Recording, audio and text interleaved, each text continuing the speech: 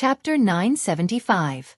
Tyrant swore, "I swear that I will look at your new form and profession in the right light.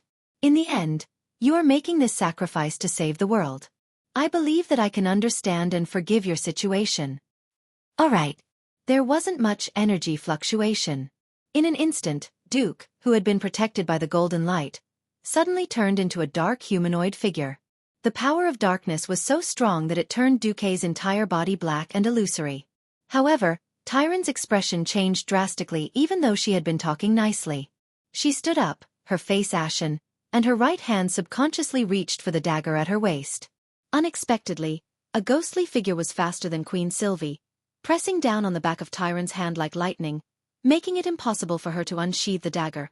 The one who made a move was naturally Vanessa, who had stepped into the hero domain. After obtaining a large pile of Seamount-level epic equipment, her movements became even more agile and fast. Tyrant was stunned. She did not expect that the delicate and docile maid would have such frightening skills. It was definitely not a good thing for a hunter to be approached by a thief. However, what shocked her even more was Duque. She apologized softly. "I'm sorry, I was too agitated. It's not because of your form, Samachus, but because of your appearance. I have no choice but to recall a very, very bad memory." Duque waved his hand, and Vanessa retreated. Duque had actually noticed that Tyrant had begun to address him in an unfamiliar manner. "Tyrant, when we first met, you seemed to have a very deep prejudice against me. But looking at my life's memories, that was really the first time I met a night elf. I believe that my ancestors and I should not have any conflicts with the night elves. If there really is a personal grudge, I hope that we can discuss it openly. We cannot let misunderstandings affect the exchange and cooperation between the two major forces." Tyrant took a few deep breaths, her full chest trembling. However, her once clear eyes were still filled with resentment and entanglement that seemed to come from ancient times. After hesitating for a long time, she sat down and calmed herself down. In the end, she took out an item wrapped in a mysterious power. It was an unusually shriveled banana. Queen Sylvie and Jaina could not understand why Tyrant had taken out a broken banana that should have been thrown into the bin. However, Duque cried out involuntarily, "Air-dried bananas?" There was something called courting death in this world. If you don't seek it, you won't die. Why did Duque have to court death? In less than half a second, Tyrant let Duque and the two queens experience what it meant to change the weather. Tyrant stood up immediately. Her eyes were filled with rage and humiliation, and the two queens had no doubt that if they were not in Jaina's mage tower, Tyrant would have used her ultimate skill, meteor shower, or starfall, at any moment to blast Duke into smithereens. Tyrant was so agitated that the sound of her teeth chattering could be heard in the silence of the room. Tyrant's anger was off the charts. Everyone in the room could clearly see her clenching her fists. Her muscles were so taut that he could see every muscle bulging from the tension on her exposed skin. Her beautiful biceps, the distinct abdominal muscles and mermaid lines between her breastplate and belt, and the graceful muscle lines on her lower body that did not affect the visual field made Duque drool. No, he was drooling in fear. At this moment, Duque was dumbfounded. He could not understand why Tyrant would be so agitated by a joke that only existed among the players in his past life. She was so agitated that she wanted to kill him. Thinking back to the time before his transmigration, Duque had asked himself many times why he played games. There were only two answers. First, it was for fun. Second, it was because he was bored and needed to kill time. As a result, all kinds of annoying and asshole-tightening games were developed. Duque borrowed a thief account and dared to sneak into the Earthy Highlands, which was part of the Horde's territory, Hammerfall. There, Duque met an orc who was a bandage master. Back then, the bandage master quest was very painful. If he made a mistake, he would have to start all over again. It was very painful. As an honest and reliable young man, Duque took advantage of the fact that the cute orc player had already saved many NPCs and was about to complete his quest to ambush him. He killed the player and made him fail the quest, forcing him to start all over again. 10 minutes later, Duque did it again. Later, the poor Horde player even opened a new account to the Iron Stove Fort and scolded the poor guy who lent his account to Duque for being immoral and having a baby without a pair of eyes. Sigh. Now that he thought about it, it was all because of his youth. However, this reflected how often the thieves from the Horde and the Alliance went to each other's territories to have friendly exchanges. The air-dried banana incident was vaguely remembered. A horde thief went to the main cities of the Alliance and took advantage of the main city leaders to steal items. One had to know that thieves had to use all sorts of stolen chests to practice lockpicking. Only then would they feel the greatest sense of accomplishment. When the thief was wandering around Darnassus, he passed by Tyron's body and found a dried banana on her body. It was normal for a leader boss to have all kinds of drops. The problem was that Tyron was a female and she had many fans. From 2007 to 2017, Tyron had been in the top 10 most fantasized about by male Warcraft players. Even after 10 years, she still appeared in all kinds of 18x manga. She was known as the model worker of the filthy witch world. Under the buff of this halo, everything changed because of this banana. This banana was now in the World of Azeroth Museum's collection and was named World of Azeroth's 10 Most Influential Items in 2007. Or rather, a tool. Xueqi really wanted to convince himself that bananas were just fruits. After all, when he was in high school, he had seriously explained S to a particularly stupid girl. M was Superman, meaning Superman. This caused the girl to foolishly say, "I also like S." M, things got out of hand. Alright. I digressed. Anyway, Xueqi said that bananas were just fruits and was slapped away by everyone. Chapter 976. When all the topics revolved around the banana, public opinion reached an all-time high. For example, the fruit stall in front of Tyron's palace in Darnassus was booming. Insider X and the stall owner revealed that the dried bananas on Tyron's body were bought from this stall. Naturally, business was so good that the stall owner hired a team of 500 goblins to transport the bananas. There were fans who came to Tyron's palace after hearing the news. There were fans who bought many baskets of bananas and expressed their love for Tyron. There were also peddlers who were jealous of the stall owner's business and told Tyron that bananas were not as good as cucumbers. Those who used it would know. In summary, because the bananas changed the mindset and behavior of many perverted players, a large number of tourists, fanatical fans, and various spies flocked to Darnassus. Of course, the ones who benefited the most were the fruit stall owner and the residents and peddlers of Darnassus. Because of this, their wallets were filled to the brim. Per capita GDP increased by 4,000%. Later, historians and economists unanimously named this period of prosperity as the Age of Bananas. 500 years later, a huge monument in the shape of a banana was erected in the plaza in front of Tyron's palace. It was also named as one of the 10 wonders of Azeroth. Many young and rebellious elves announced that they believed in the banana god and preached in front of the monument. Historians, scholars, and the Men's Rights Association jointly declared that this was a symbol of the rise of the elven male race. Of course, the above information about the dried bananas was all bullshit. This was because the air-dried banana story was a fabricated piece of history. Even the air-dried banana comic was made up by a few stupid cartoonists based on this story. It wasn't the official history of Azeroth at all. Why would Tyron fly into a rage because of the words dried bananas? Xueqi was completely dumbfounded. Tyron seemed to be using a great deal of willpower to suppress her outburst. Even though Xueqi's loss of voice just now seemed to be gradually proving that Xueqi was the bastard that she dreamed of every night, she still lacked a very crucial piece of evidence. Tyron stood in front of Xueqi and the others like a volcano that was about to erupt. She spent a lot of effort telling herself to stay calm, to stay calm. After a while, her heaving chest finally calmed down. Tyron sensed the undisguised hostility in the eyes of the female servant who was obviously a hero-tier thief, then looked at the two queens who were ready to attack at any moment, and then looked at Xueqi who was still a little confused. Tyron suddenly realized that she had made a big fuss over a minor issue. Tyron was vexed. Oh Tyron! Tyron! No matter how suspicious Duke Marcus was, even if he claimed to have resigned from his position as commander, he was still a Grand Duke of a kingdom. He was still the leader of the incomparably powerful alliance. How could I shed all pretenses of cordiality with Xueqi over such a private matter? Tyron shuddered. She did not dare to imagine what the consequences would be if the Night Elves offended both the Alliance and the Horde. Tyron quivered, and her imposing manner dissipated. She sat down again, a little dispirited. My apologies. Please forgive my rash and extreme actions. As this concerns an important private matter that concerns my reputation, I hope to meet with Sir Marcus alone. Impossible! Queen Sylvie retorted resolutely. Do you think that the people of the Alliance are fools or blind? Don't tell me that you didn't have killing intent just now. Jaina's expression was even colder, and she directly pierced through the last layer of concealment. Even Jaina, who was usually tactful, had such a huge reaction. One could well imagine how much Tyron's killing intent provoked the two queens. My sincere apologies again. Tyron deliberated for a moment, and took out 2 scrolls.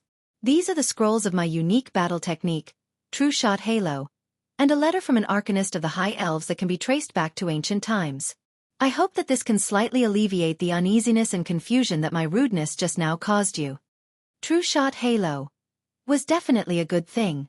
Sylvanas, who had fought alongside Tyrant, had personally experienced how powerful it was to increase one's attack power by nearly 30%. As for the magic letter, it was even more impressive. Magic was originally exclusive to the Blue Dragons led by Maligos. After it was spread, the Pharaoh, who was the most proficient and oldest in magic, were the High Elves. Attention! They were the High Elves led by Queen Azhara more than 10,000 years ago. The ones who crossed the Endless Sea and arrived at the Lordaeron continent were the High Elves who had already been shaved once. Sylvanas and Jaina frowned. Tyrant was definitely not normal. This kind of immature action was not something that a veteran leader who had led the Night Elves for tens of thousands of years should do. While the gift had been prepared in advance, it was most likely that it had been used to improve her personal relationship with the leader of the Night Elves. Now, it had become a remedy. The only explanation was that this personal matter had a huge impact on Tyrant, enough to cause her to lose control. The two queens looked at each other, and Queen, she spoke. We will cautiously accept your gift of apology for the time being, but we are Duque's partners. We do not think that there is anything that Duque cannot tell us. We cannot accept your request for the rest to leave. In other words, it was better for her to lay her cards on the table. Otherwise, they would rather choose not to accept the gift.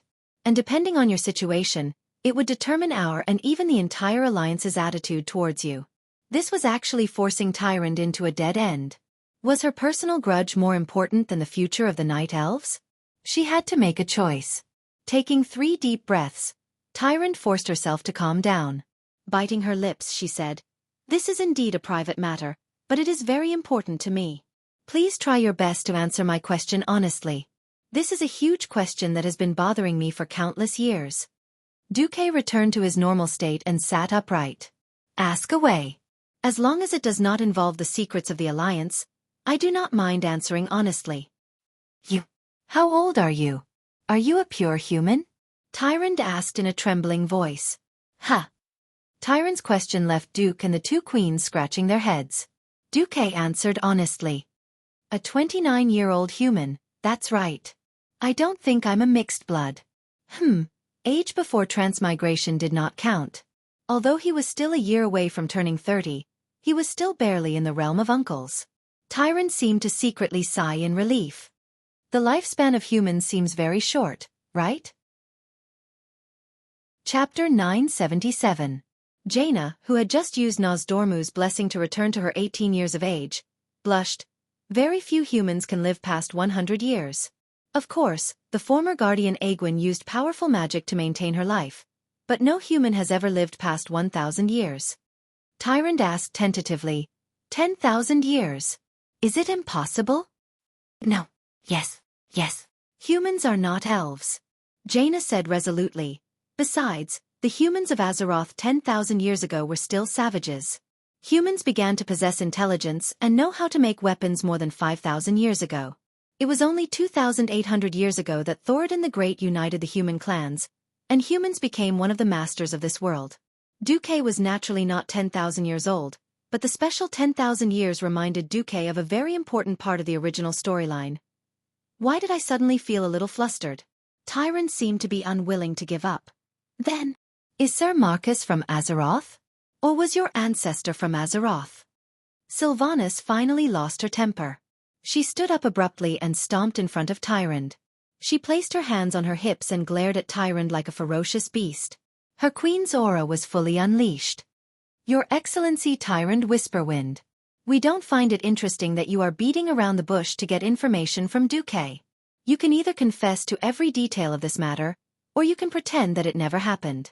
Please note that you are accusing the Grand Duke of Stormwind, whose fief is even larger than Mount Hyjal. Tyrant's expression could be said to be marvelous. Finally, after realizing that her rashness might lead to serious consequences, she hesitated for a while before speaking. It was 10,000 years ago, when Queen Azhara led Sargeras's burning legion to invade the world of Azeroth. In that battle, Tyrant was unfortunately captured. Originally, she thought that she was destined to die tragically. However, an incomparably mysterious human of unknown origins found her, who was already poisoned and infected with a terrifying curse. For freedom and life she paid a heavy price. Tyrant refused to divulge the details. It's a man called Xueqi Kong. Like Xueqi, he can use the power of shadow and light. He is at once my benefactor, and at the same time the man I hate. That's right, he did save me from being killed by the devil. But soon after I agreed to his conditions, I realized that even if he didn't do anything, Malfurion would arrive. But because of this, of course, he could have chosen to kill me. In that case, it's impossible for Malfurion to revive me when I'm poisoned. So, I'm very conflicted. Even though Tyrant's words were vague and incoherent, the two queens could understand how she felt when she was at a disadvantage. Jaina rolled her eyes and flirtatiously winked at Duke. Yo! Xueqi. Fortunately, you can't go back to 10,000 years ago, otherwise I would have thought that Xueqi Kong was you. Tyrant's face had turned green from Queen Sylvie's interrogation. On the other side, Xueqi found that his mind was about to be separated from his body. At this moment, he roughly understood what was going on. Damn it, the person Tyrant was referring to as Xueqi Kong was definitely him. After all, Chinese people always like to put gold on their faces. Xueqi didn't have Du Fu's talent, but he had a good alcohol tolerance. He could drink 2 liters of 50% white wine without panting. Back then, Xueqi was full of class. Therefore, Xueqi Kong became Xueqi's QQ username when he was in university. Whenever there was a drinking occasion, he would use 2 identical glasses to pour a glass of Sprite and a glass of white wine. Bottoms up, you can do whatever you want. That heroic spirit would definitely cause internal injuries to people who couldn't drink. Even though he didn't have that much money to drink high alcohol, humans always had dreams. Naturally, Xueqi's dream was to drink more Xueqi Kong. Xueqi Kong is the only one who can solve my problems. This was Xueqi's catchphrase. Alright, the culprit was out. Xueqi, who was familiar with history, pieced the whole thing together. The first time he met Tyrant in Grey Valley, he was targeted.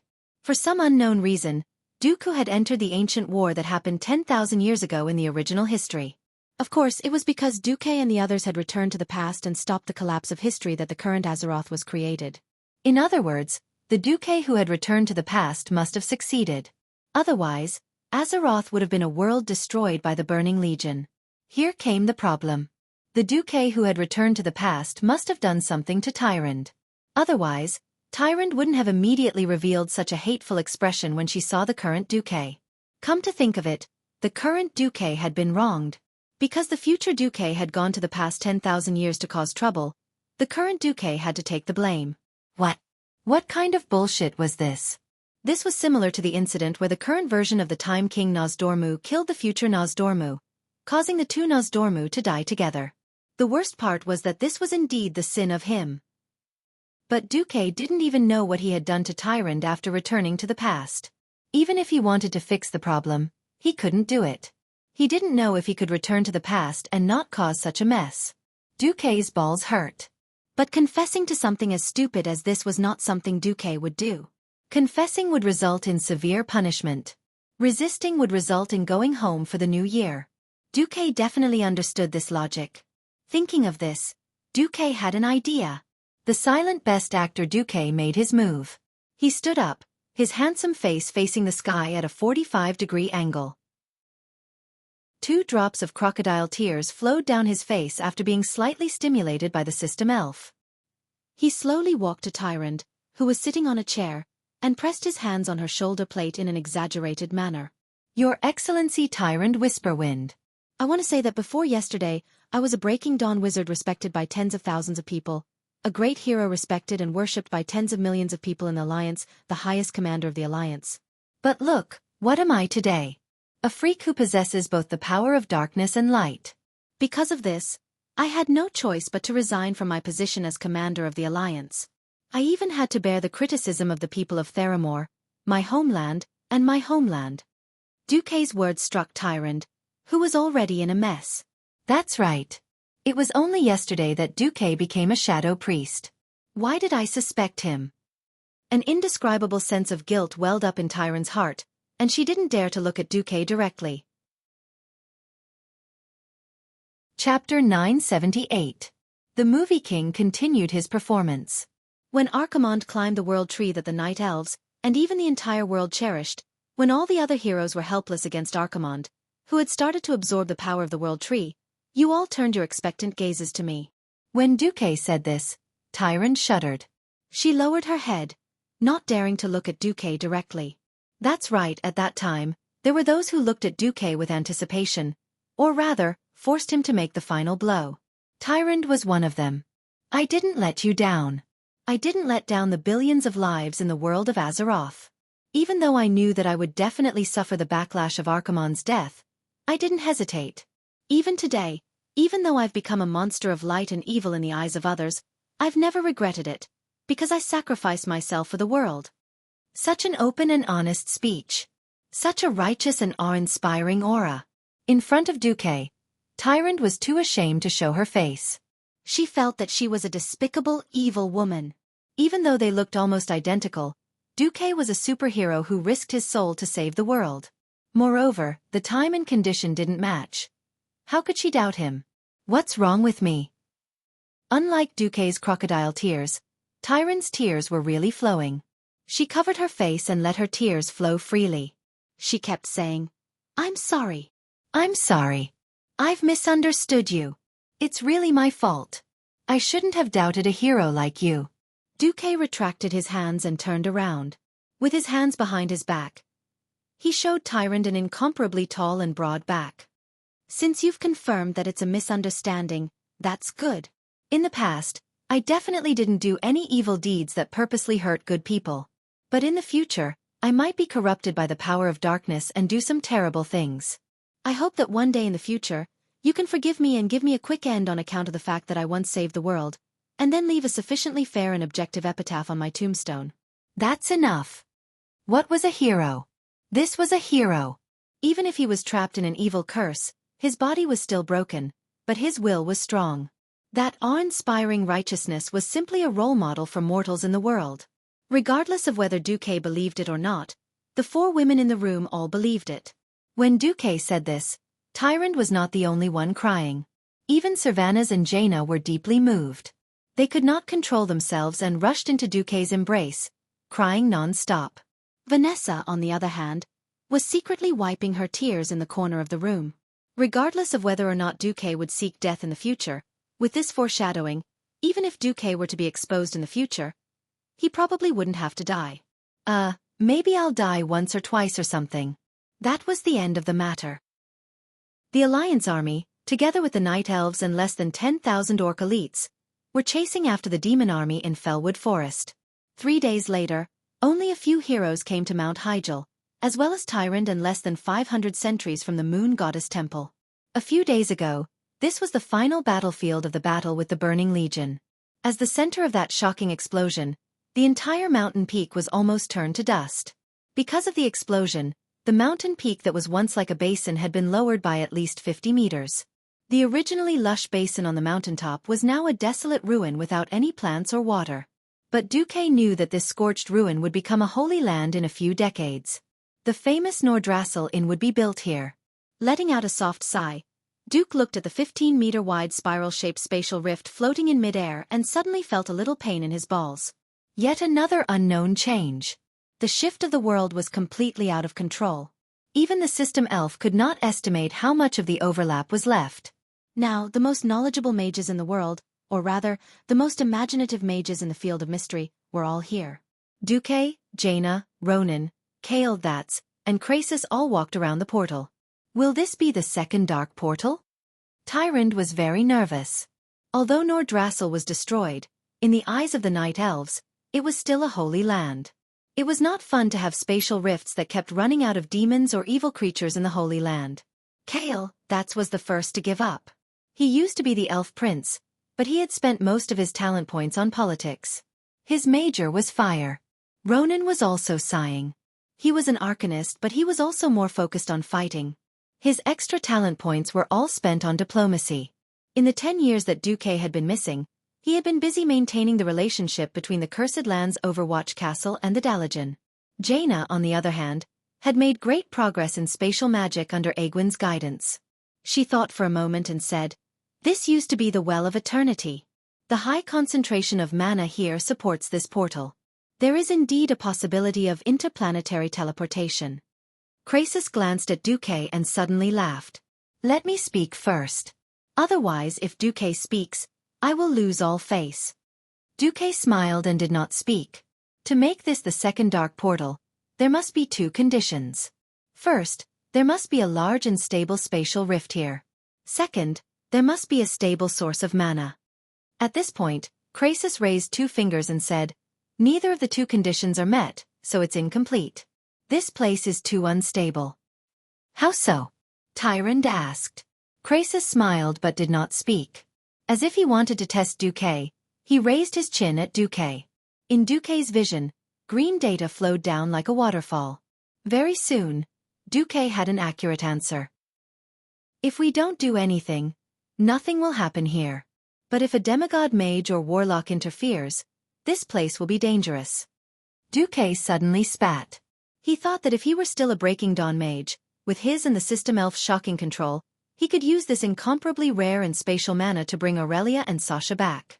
Thinking of this, he became extremely frustrated. He still had some hope. "Krasis, if we can get Maligos or Nozdormu to help, we might be able to use this power to bring your queen back to Azeroth." Chapter 979. Hearing this, Krasis's eyes lit up. He could not contain the excitement in his heart. It had been 10 years.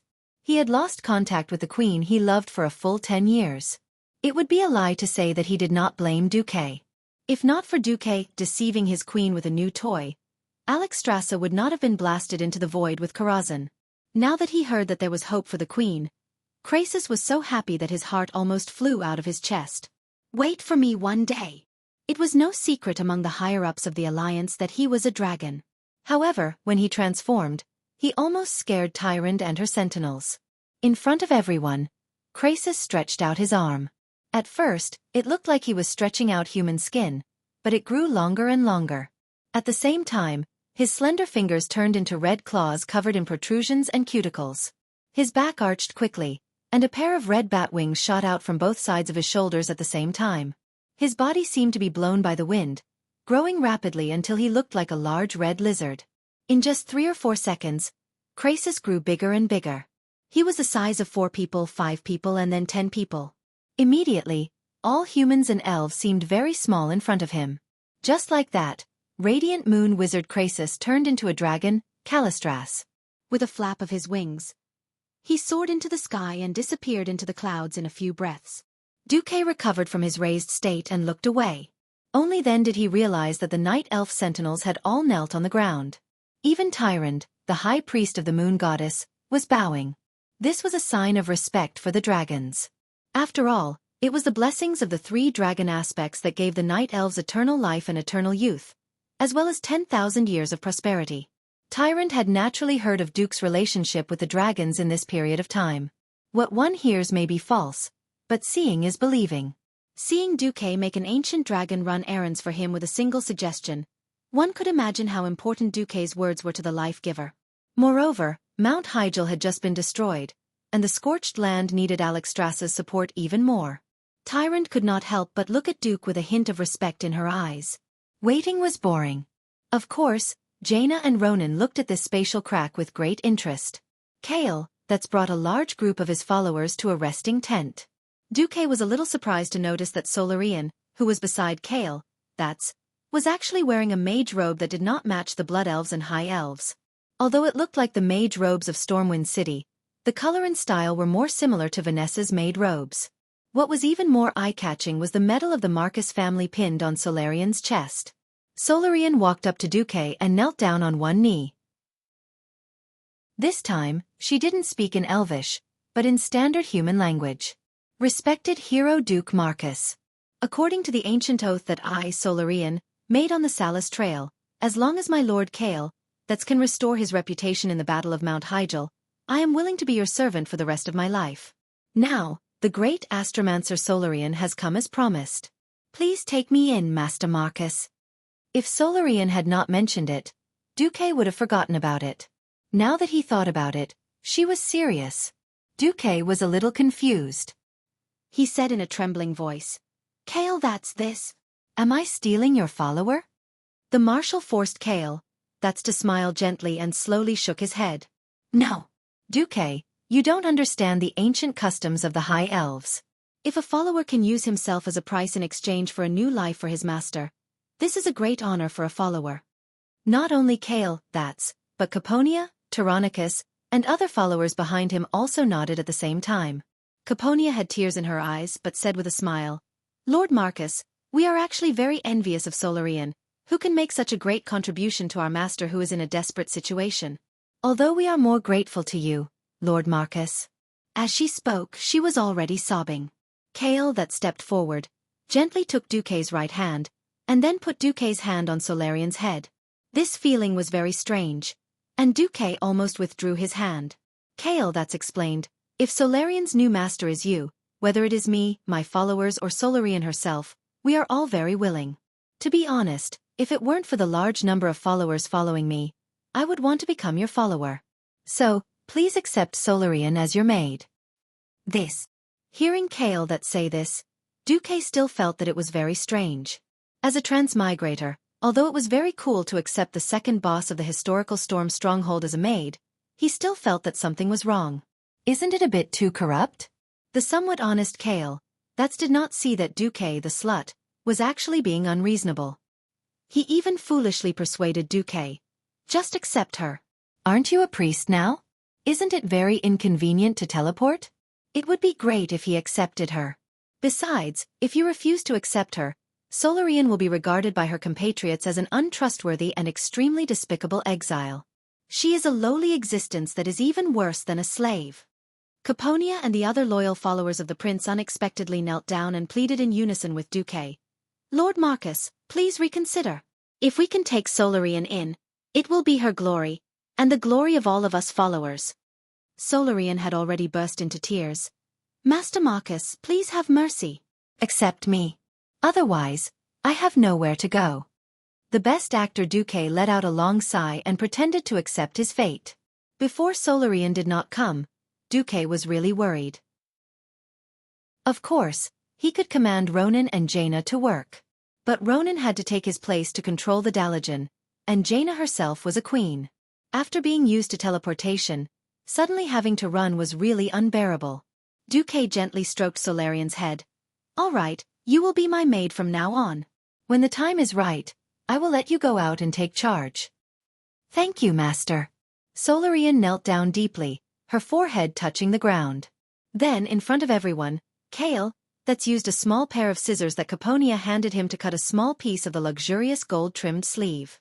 Caponia then handed this piece of cloth to Solarian, who raised her hands high. Solarian held this piece of cloth, and her tears flowed even harder. Your Highness Kale, that's. Please forgive Solarian. I can no longer serve you. Kale that's was moved and nodded heavily. Go. Duque is a good master. You must serve him wholeheartedly for the rest of your life. If you betray us, let alone the Marcus family, we will definitely hunt you down, even to the end of the universe. Yes, I will. Chapter 980. Duke, who was once a university student, had a very extravagant and cliché dream. He wanted to return to ancient times and become an ignorant and incompetent hedonist with the strongest backing. He wanted to bring a group of epic-ranked combat power with him all day long. He wanted to go out on the streets and harm the girls of other families. Well, now that he couldn't be a villain, it felt good to be a hero. Behind him was Vanessa and Solarian, two extremely powerful girls. Even the kings of the Alliance couldn't find such a bodyguard team. Especially the Radiant Moon Pharaoh. They were all old men. How could they compare to the girls by Duque's side? Looking at Duke's expression as though he was a patient and needed to rest, Jaina rolled her eyes at Duke as he rested casually with two maids serving behind him. However, after the two of them finished researching the secrets of the magic circuit that night, even if they were just rolling their eyes, it still felt like they were flirting. They had thought that they would have to wait for a whole day. Unexpectedly, Krasis returned in half a day. I bring good news and bad news. Krasis, who had turned back into his human form, could not hide his exhaustion.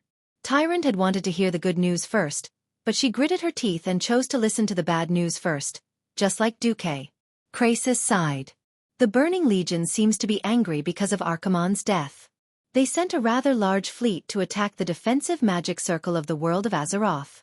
In the void, where mortals can't see, Malygos is fighting on the front lines. He's also slightly injured, and he refuses to help. Xueqi's eyes narrowed. He can't even use this magic to summon the Red Dragon Queen? An angry expression appeared on Krasis' face. Yes. He rejected me decisively and then chased me away. After a pause, he continued, I'm guessing that the matter with Sindagosa angered him. All right, the Blue Dragon Queen's grave had been dug up. Malygos was very unhappy. Even if Sindagosa's soul had fallen and hated him, he was unhappy. He refused to help. It was hard to tell if he resented the Dragon Slumber Shrine for not taking care of his wife's remains, or if he resented Alexstrasza's return and the Dragon King suppressing him again. In any case, this path was blocked. Where's Isera? Although Isera was not part of Xueqi's plan, he still asked symbolically. The Emerald Dream is still in trouble. Xueqi pursed his lips. This was already two pieces of bad news. Then the good news comes from Nosdormu? Tyrant asked. Yes. Nosdormu is willing to help, but his condition is for you to help him, Xueqi. As if he had stepped on an invisible tail, Xueqi jumped up. Azeroth above. He wants me to work extra hours to save his sister? Krasis puffed out his chest and sucked in his stomach. His Majesty Nosdormu's words. Everyone held their breaths and prepared to listen.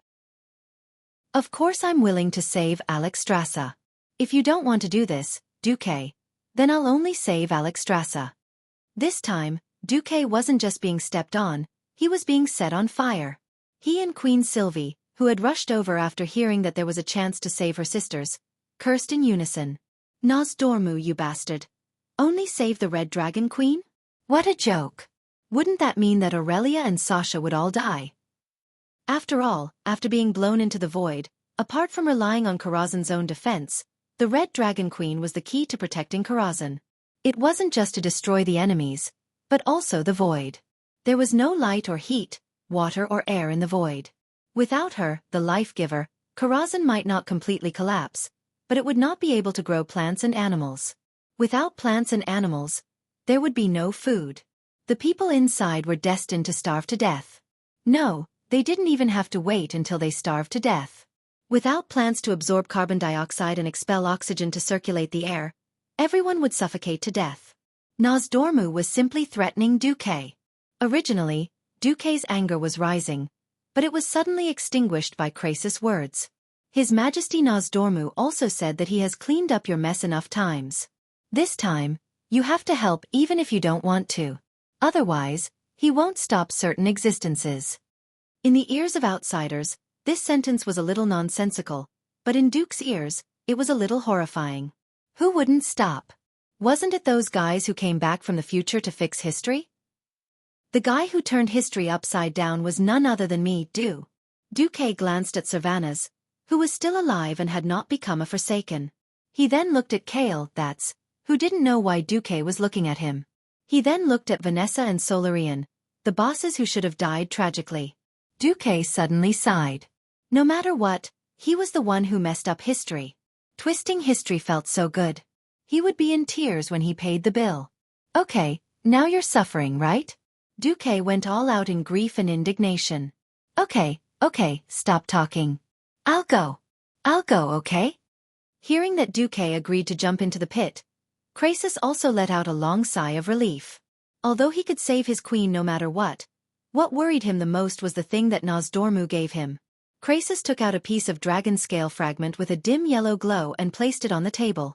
What His Majesty Nosdormu asked you to do is all here. Please gather an elite team to help. Of course, for your peace of mind. His Majesty will first pull Karazhan back from the void and seal this spatial rift before you go. As soon as Krasis finished speaking, Queen Sylvanas rushed up and pressed her fiery red lips against Duque's.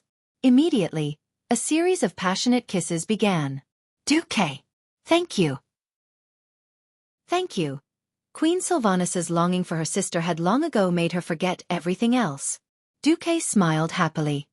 Your sister is also my woman. Queen Sylvanas said a little coquettishly. I don't care, I'm happy anyway. Krasis looked at Duque enjoying himself and was also very envious. He didn't want to disturb Duque. The ceremony is set for 8 o'clock tonight. I'll go and prepare the magic circle first. At this time, a group of druids came in a majestic manner. Although it was only the first time they met, Duque immediately recognized the guy leading the group. It was the archdruid Fandral Staghelm, who was famous for protecting his followers to the point of madness and eventually fell. Chapter 981. Fandral recognized the owner of the dragon scale almost immediately and ran over. Is His Majesty Nosdormu in need of help? The night elves are happy to help. As soon as Fandral opened his mouth, Tyron's expression became a little unnatural. The night elves worshipped the laws of nature and hated the abuse of arcane spells and the destruction of nature. This was a tradition since ancient times. Among the night elves, other than the moon goddess Elune and the nature demigod Cenarius, the night elves also worshipped the 3 dragon aspects that had blessed the world tree. However, Fandral had gone a little overboard. He was basically saying that the night elves were willing to use all their power to lick Nosdormu's boots. Moreover, it had only been 2 days since the explosion of Mount Hyjal, and Fandral had already started advocating among the night elves to plant another world tree so that the 3 dragon aspects could once again bless them with magic. Now that Fandral was trying to curry favor with Nosdormu, Tyrande was infuriated by this seemingly generous but actually unprincipled way of doing things. After all, in Tyrande's eyes, everything had to be prioritized. The first thing the night elves had to do was to eliminate dangers, such as eliminating the demon army and removing the spatial cracks. Only then would they have to rebuild. Now that both sides had not been done, Fandral had jumped out and said that he would unconditionally support Nosdormu's operation. Please, you don't even know what Nosdormu is going to do, and you're saying that you're going to support the entire night elves? No matter how good-tempered Tyrande was, she could not hold it in any longer. However, she could not do anything because during the years when Malfurion was wandering in the Emerald Dream, Fandral, as Malfurion's eldest disciple, had actually controlled the Cenarian Circle. Even when Malfurion returned, because Malfurion was more focused on the natural domain, the mundane affairs were still handed over to Fandral. It was true that the night elves were a perverted race, but the teachings of the moon goddess and the teachings of the druids existed side by side. Hence, even though Tyrande was the high priestess, she couldn't make the night elves her own decision. Fandral made random promises, and just when Tyrande was about to say something, Fandral was slapped in the face by Krasis, or more accurately, by Nosdormu. Seeing that Fandral was about to touch the yellow dragon scale, Krasis stopped him. Sorry, the Time King has made it clear that no night elves can participate in this operation. Fandral Staghelm's complexion was so wonderful that it looked as though someone had smeared ketchup and soy sauce all over his face. Retribution should not come too fast. Just as they expressed their desire to curry favor, the other side was slapped in the face by the Dragon Clan. This was not an admonition, but a warning. Not only did Krasis stop them, but he also released his dragon's might without concealment. This was the dragon might of an ancient dragon. The weaker elven huntresses and archers who were standing guard nearby were all suffocated by the pressure. Fandral could not and did not dare to lose his temper. After all, Krasis did not represent his own dragon, but the will of the entire Wyrmrest Shrine. He could only pinch his nose and accept it. Since this is the will of His Majesty Nosdormu, then please do as you wish. With that, Fandral actually bowed to Krasis and left with his people without even looking at Duque. From the beginning to the end, he really treated Duque and his people like air. Him. Ronan gritted his teeth. Humph. Queen Sylvanas and Jaina snorted coldly at the same time. Even the most good-tempered Kale, that could not help but twitch his mouth for a while. He only stopped when he saw that Duque did not say anything. Tyrande had no choice but to apologize to Fandral. I'm sorry, Mr. Marcus. Fandral is the most radical nature supremacist. He hates anyone and anything that destroys nature. Also, he hates arcanists. Tyrande apologized to Fandral. Duque waved his hand. It's fine. I know. Compared to the return of Her Majesty Alexstrasza and my lover and companion, these are all trivial matters. Tyrant bowed again and apologized. At this time, Duque finally reached out to touch the yellow dragon scale. Almost at the moment he touched the dragon scale, Duque heard an incomparably tragic howl in his spiritual sea. That was the Dragon King's howl of pain. Duque's facial muscles twitched, even though he had already asked the system elf to create 9 mental barriers in his spiritual sea in advance. The information that rushed in like a flood still broke through his 7 defenses in one breath. If it was someone with weak mental strength, they would not be able to resist in time and would become mentally disabled. Terrifying images appeared in Duque's mind. It was as if Nozdormu, the king of time, with a body as large as a mountain, had appeared in front of him. Nozdormu's body was different from the previous time when he besieged Nethario, the wing of death. Although as a special giant dragon formed from sand, his body was never the kind that was blinding. The feeling of the dragon scales that seemed to have been eroded by the wind for thousands of years and could rot and fall off at any time still shocked Duque greatly. The life force of the Dragon of Time was time. As the King of Time, he could not resist the erosion of time. How bad was Nozdormu's current state? Duque saw sand on the dragon's face, and the dragon's skin peeled off like broken plaster. Looking at the very human-like expression of despair on Nozdormu's face, Duque was extremely shocked. The illusory images in the spiritual world did not affect his vision in reality. Duque also saw the worry on Krasis' face. It was obvious that it was Duque's turn to see the illusions that Krasis had seen and experienced. Nozdormu did not speak. His figure disappeared, and instead, an incomparably large continent appeared. It was a vast continent in the atmosphere that one could not see the end of. There were incomparably steep mountains and plains full of forests. As his field of vision gradually rose until it reached the universe, he could see the entire continent. Only then did Duke realize that this was the continent of Kalimdor. It was not the current Kalimdor, but the ancient Kalimdor continent before the War of the Ancients. The information that came from the dragon scale made it easy for Duque to determine that it was the source of Nozdormu's pain. Even though he was mentally prepared, Duque still cursed in his heart. The War of the Ancients? F***me.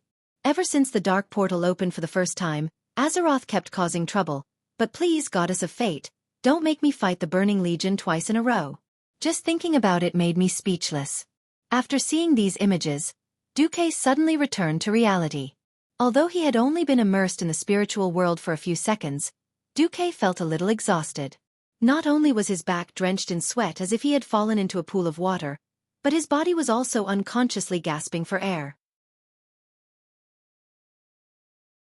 Chapter 982. If it was just a simple message, Nozdormu wouldn't have created such a terrifying mental strength test.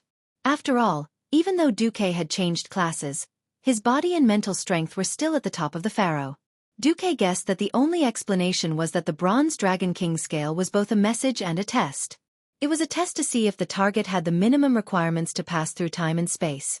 Krasis couldn't hide the surprise on his face when he saw that Duke only sweated and took a deep breath to pass the test. What? Duque accepted Jaina's golden handkerchief as she wiped his sweat and smiled at Krasis. What terrifying willpower. I suddenly understand why you were able to forcefully convert the dark power that even demigods might not be able to withstand after taking Archimonde's fatal blow. As expected, Duque, you're the hero of the Alliance. There's a reason behind it. Krasis didn't have the slightest bit of flattery on his face. In fact, there wasn't even a trace of pretense in his respectful expression. The mental impact was indeed very strong. Duque nodded. This is a very dangerous mission, and there can't be more than 5 people. You and I will count as 2. You can pick the remaining 3. Duque wasn't surprised at all by Krasis's words. He turned his head and said, "Ronin, you do it." "Yes, teacher."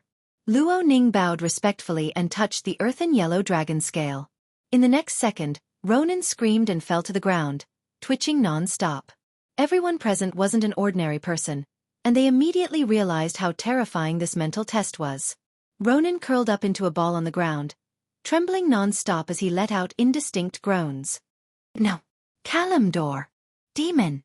Ancient god." He didn't say much, but every word made everyone tremble in fear. After half a minute, Ronan finally regained consciousness. His stomach cramped and he vomited on the spot. The sour and rancid smell of vomit assaulted her senses. Solarian, who was wearing a maid uniform, reacted quickly. With a wave of her hand, a well-timed frost spell froze the vomit, and immediately followed it up with an extremely precise icicle spell, blowing the vomit out of the tent. Ronan struggled to get up. He staggered and almost fell. Fortunately, Vanessa rushed forward to support him. Luo Ning's entire body seemed to collapse as he breathed heavily. He smiled bitterly. "I'm sorry, teacher. I've embarrassed you." Duque shook his head with a smile. "No, you're great." On the other side, Krasis was already applauding. "I'm ashamed. It took me a whole minute to pass this test." It should be said that Ronan is indeed a hero who experienced the Battle of Mount Hyjal. Duque had the system to separate his spirit sea, but he was still almost hit, not to mention that Luo Ning had relied on his own spirit and willpower to survive. "All right. There are 2 more spots." Duque seemed to be talking to himself. Then he quickly made a decision. "Please inform Sar. I need him to send a strong warrior to help."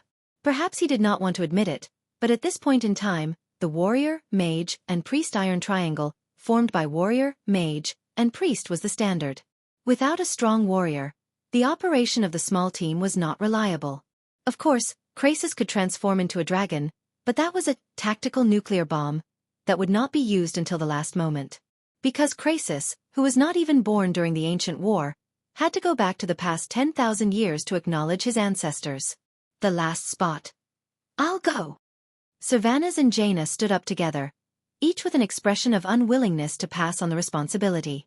Duque decisively rejected. "I'll go because I have a secret deal with Nozdormu. I have no choice. Why are you 2 queens messing around? Especially you, Sylvanas." An Astrian, who betrayed Quell the Loss, is still entrenched in Lordaeron. "Why aren't you cleaning up the traitor? Why are you interfering in Nozdormu's matter?" "No." Queen Sylvanas still wanted to argue. There were even tears in the corner of her eyes. Just then, Jaina suddenly pulled Sylvanas back and shook her head. They suddenly understood. This was the general trend. Without world peace, there would be no peace in the country. Without a country, there would be no small family. They all understood this kind of interlocking relationship, but they could not accept it at the moment. They had just obtained the love they had been pursuing, but they immediately had to accept separation. This was indeed very difficult. Unfortunately, they had no choice. If they had fallen in love with an ordinary man, a farmer, perhaps they could hide in a place that was not affected by the flames of war and live peacefully. Their beloved Duque was a great hero of the alliance. A hero's glory and responsibility would always coexist. Jaina pursed her lips. "Duque, you have to promise us that you will take care of yourself." It was rare for Duque to make a solemn promise. "It's okay. I'm just going for a walk. It's not dangerous. I have proof." After saying this, he even winked at Krasis. Krasis understood on the spot. He nodded at the 2 queens to show that Duque was right. Yes. This time, they were indeed going back 10,000 years to stop the existence of evil from changing history. On the other hand, since the current Azeroth had not collapsed, didn't it mean that their mission to go back to the past was a success? If this was just Krasis' deduction, then Duque had absolute proof. He had definitely gone back to the past and done something unspeakable with Tyrande, causing her to act so out of character. I'm looking forward to it." "Oh, no. This is so King confusing. What did I do? What did the future me do to Tyrande?" Duque had a strange sense of anticipation. That kind of eagerness was like lighting a cigarette to calm down after a gas leak alarm had been set off. I digressed. But who should I choose as the 5th person? First of all, it could not be a Holy Knight. The power of a 5-man team was limited. Bringing a Holy Knight would be no different from throwing flashbangs in the middle of the night, telling all the demons that their enemies were here and that they should come and kill them. At this point in time, the Alliance and the Horde did not seem to have any Radiant Moon warlocks or powerful shamans. In fact, the most ideal situation would be a hunter or rogue.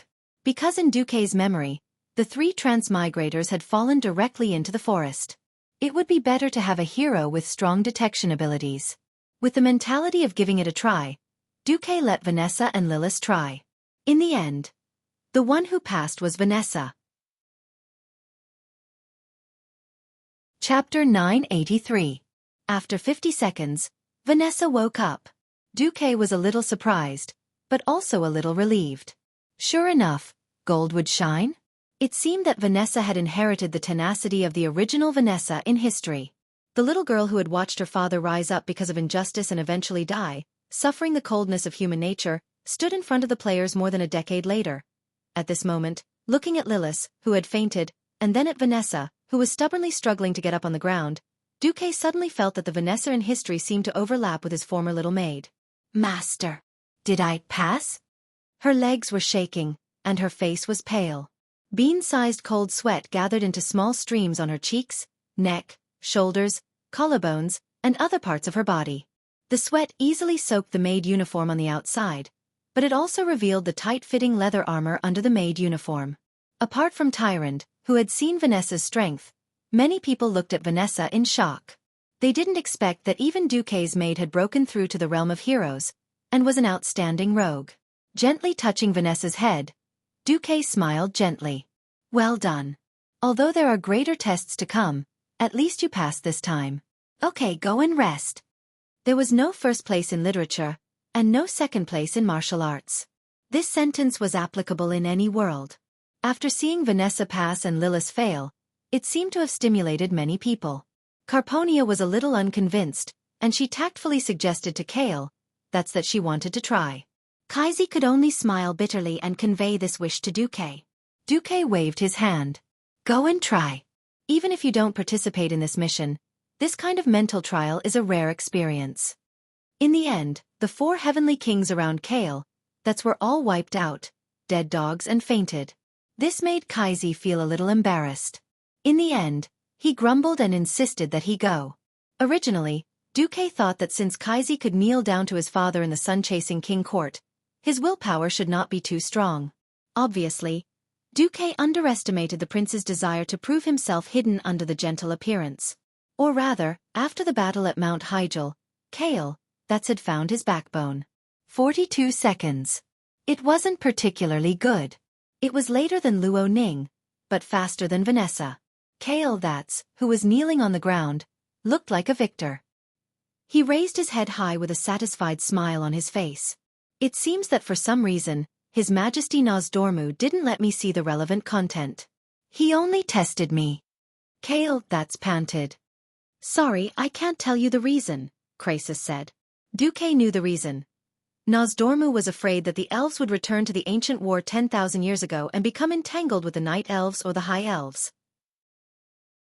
For example, if they killed Queen Azhara in advance to preserve the elves' ruling position, it would cause a huge deviation in history.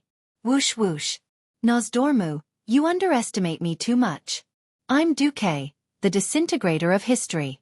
Okay, when will we get Karazhan back, and when will we start?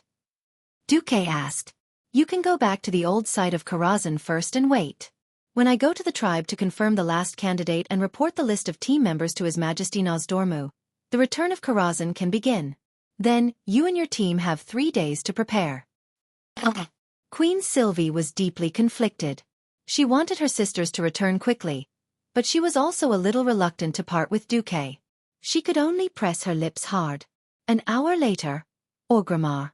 Outside this brand-new unfinished city, there were huge arrow towers erected on almost all the hills. An orc saw a black dot coming from the horizon. Dragon. A red dragon. An orc sentry shouted. I've heard that the Dragonmaw clan used to ride red dragons to fly into the sky.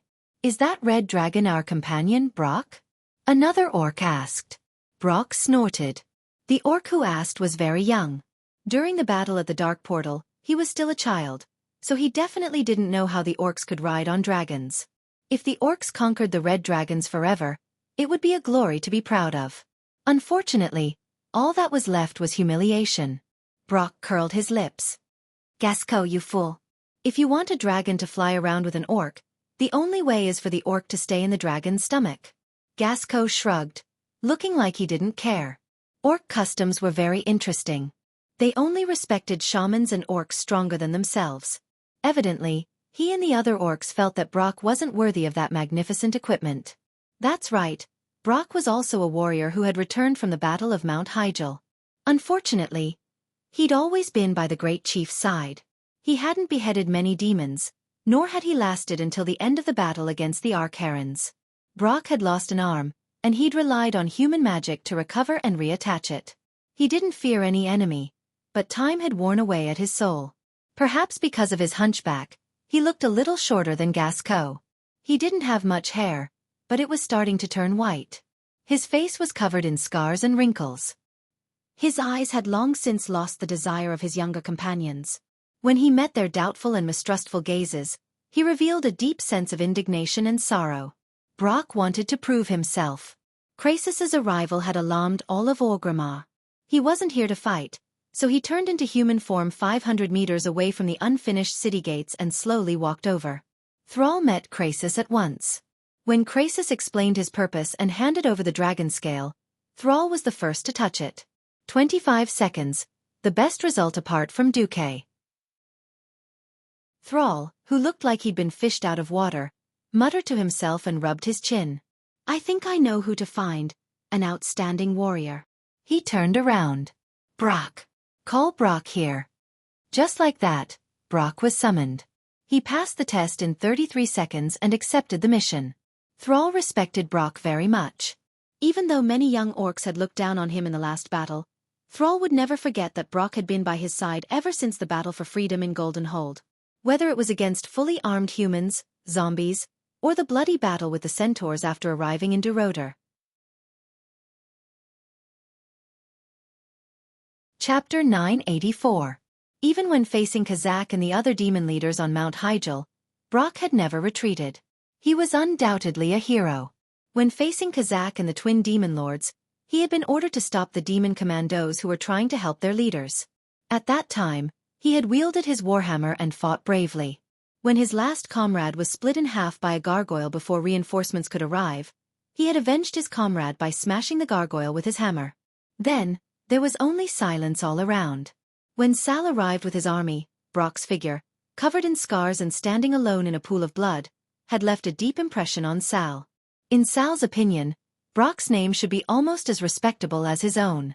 His early exit from the battle against the Arc-Herons had ruined what should have been a perfect honor. However, Sal had chosen him not only because of his strength and experience. More importantly, Sal knew Brock's loyalty. Sal couldn't send an army for this kind of mission that involved traveling through time and space. He needed a confidant who was strong enough to complete this mission for him. That should have been the case, but a fellow who gave Sal a headache appeared. A burly and ferocious figure rushed into Sal's tent and picked up Nozdormu's dragon scale without a word. Then, he passed the test in just 10 seconds. Sal's mouth was full of bitterness. For the sake of my ancestors, don't make things difficult for me. Grom Hell scream. Lord Howl panted heavily. He didn't look at Sal, but instead looked at the elf-looking Krasus. I heard that Xueqi will go too. When Krasus said the word yes, Sal's head hurt. Then I'll go too. Lord Howl was resolute and unquestionable. The tribe needs you more, Sal tried to explain. What do you need me to do? Kill those demons who are running around like frightened rabbits? Or kill Arthas for the humans' revenge? I heard that the Alliance cut Arthas in half at the waist last time. Grom's voice grew louder. Grom, don't forget that you're the chief of the Warsong clan. Grom slapped his chest with a loud bam. I am first and foremost a warrior, and I am an old warrior. I've lived longer than my father and my grandfather combined. In the tribe, a guy of my age would have died many times already. Do you want me to watch Xueqi go on a dangerous mission, and then accidentally die in the mission? Do you want me to go see the ancestors with regret that I owe Xueqi my life? I don't want to die owing a human a favor, even if he is a hero worthy of respect. Grom's words made so much sense that Sal was speechless.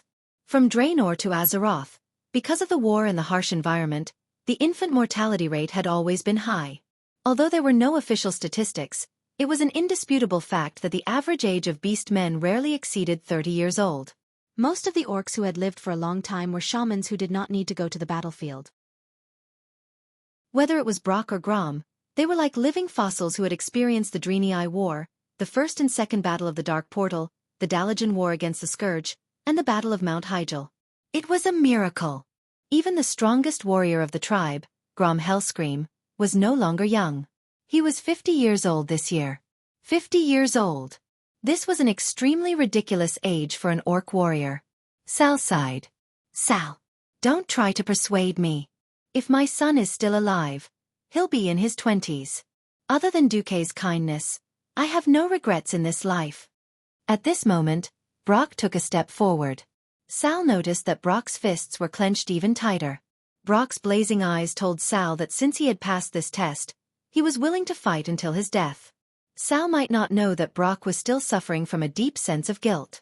This guilt had almost swallowed his soul. His comrades were all dead, and only Brock was left. He did not understand. At the same time, he felt very guilty. Why did he not die bravely with his comrades? To him, living was a kind of regret, even a kind of failure. Since then, he had been waiting for a chance to atone for his sins. To atone for his sins, even to die. Now, fate had finally given him this chance. How could he give up such a chance just because Grom's status was higher? The two orc heroes did not give an inch. This made it very difficult for Sal because Krasis had specified that only one person was needed. Suddenly, Nozdormu's voice came from the piece of scale. Then send one more orc. Nozdorm. Your Majesty. Sal was shocked. It's okay. With my strength, it's not a big problem to send one more person back. At most, I'll torment Duque. Who asked him to give me so much trouble. At the same time, back in front of the old Karazhan site on the upwind trail, Duque sneezed loudly. Haju Dash. Did you catch a cold? The two queens turned around at the same time and looked at Duque strangely. No, I seem to feel a wave of malice from a certain dragon. Please don't mind it. It was desolate. After the explosion of Karazhan 15 years ago, this place had become a barren, scorched land. After the second battle at the Dark Portal, Duque had been busy opening up various black technology talents and had no time to care about the natural environment here. Now that he had made contact with the Night Elves, Duque wondered if he could kidnap a druid or trick Alexstrasza into helping him after Karazhan returned and turn this place into green mountains and clear waters. After all, if Karazhan became his lair again, the surroundings would be too ugly. At least the three Windrunner sisters would not like to come here. At this time, it seemed that the orcs had reached an agreement. Suddenly, a large piece of scorched land in front of Duque began to change color. In the blink of an eye, it turned into yellow quicksand. After a gust of wind blew the sand, a very small sand dragon appeared. It was a small-sized Nozdorm. Give me the spatial coordinates. A telepathic thought went straight into Duque's mind, and Duque gave it without hesitation. Then, a desert storm appeared out of nowhere and covered half of the valley. Even Queen Sheer, who did not know magic, felt that the space was shaking violently. It was as if a small hole had opened in the tightly sealed sky. In the sandstorm, as the sand blew, a clearer silhouette appeared. The huge tower, the covered bridge, the spire. That's right. It was Karazhan. When the huge mage tower returned to its original color in the vision of Duque and the others, the tall iron gate of the main gate was suddenly pulled shut, and a silver-haired figure shot out like an arrow. The next moment, Duque was hugged by a slim female figure.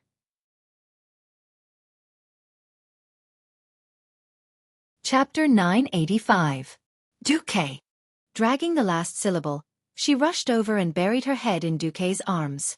When he raised his head, he saw a beautiful oval face with a pair of clear blue eyes.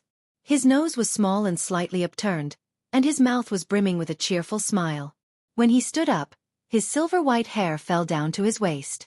If it weren't for her pointed ears and slightly long eyebrows, others would have mistaken her for a human. Completely disregarding the others, Sasha leaned over and kissed him passionately. Ah! Their mouths and tongues intertwined. Their noses were so close that their breaths mixed together, forming a small turbulence. The passion of reuniting after a long time was so hard to endure. If there weren't so many people watching, Duque might have pushed her down on the spot. Cough, cough. Behind Sasha, a noble, gorgeous, and dignified female figure appeared. Naturally, it was Aurelia. Instead of joining in the fun, Aurelia gave Servanas a warm hug first. Sister, Yo, my Savannahs, you're a queen now. Aurelia saw her second sister's crown. This is just a coincidence. The two sisters' figures overlapped. Then, Aurelia sniffed hard and whispered into Savannah's ear. Yo! I didn't expect my arrogant second sister to fall for him too. Sister. What are you talking about? Queen Sylvanas panicked and wanted to deny it subconsciously. Who are you lying to? You have Duque scent all over you. I've been with Duque for more than 10 years. How can I not recognize him? Aurelia smiled mischievously. Impossible, I've washed myself clean. In the next second, Sylvanas realized that she had been tricked by her sister. She blushed and widened her eyes. Sister, you're lying to me. Aurelia's smile was like a blooming dahlia. The natural closeness of a big sister, similar to that of a mother, easily infected Sylvanas. Is that so? After Duke first returned to Azeroth, it was easy for a woman to let her imagination run wild as she waited in solitude. We have always been discussing. Second sister, if you are still single after 10 years, according to Duke's way of doing things, it's fine if nothing happens. But if something happens, he will shock the world. How can you continue to resist his charm? I. After saying the word I 3 times, Sylvanas was stunned and couldn't continue. The two sisters' smooth and warm faces rubbed against each other. Hugging her sister, Aurelia continued softly. You're so silly. You always think of finding a man, or finding a hero greater than Duque. But, there's no hero greater than Duque in this world. It sounded exaggerated, but in the first and second battle of the Dark Portal, to Nazul's counterattack, to Lordaeron and Kuel Salas's resistance against natural disasters, and finally the magnificent battle of Mount Hyjal, Duque had become the real sun. The light on his body had firmly suppressed all other heroes. If it was 10 years ago, Sylvanas might have stubbornly refuted a few times. But now, she had no temper at all. Recalling the bits and pieces since they met, thinking of the steps of the sun-chasing king's court, the himself who pulled the bowstring in despair and the heroic figure who arrived at the last moment, Sylvanas suddenly felt a little intoxicated. Sister. Sylvanas really didn't know whether it was because she felt wronged, or because she had taken such a long detour in more than 10 years, and finally couldn't escape from Duque's clutches. Anyway, Sylvanas burst into tears. Okay. Oh my. It's okay. Although it's a little difficult for 3 sisters to fall in love with the same man, is it okay? It seems that we don't have to be separated anymore.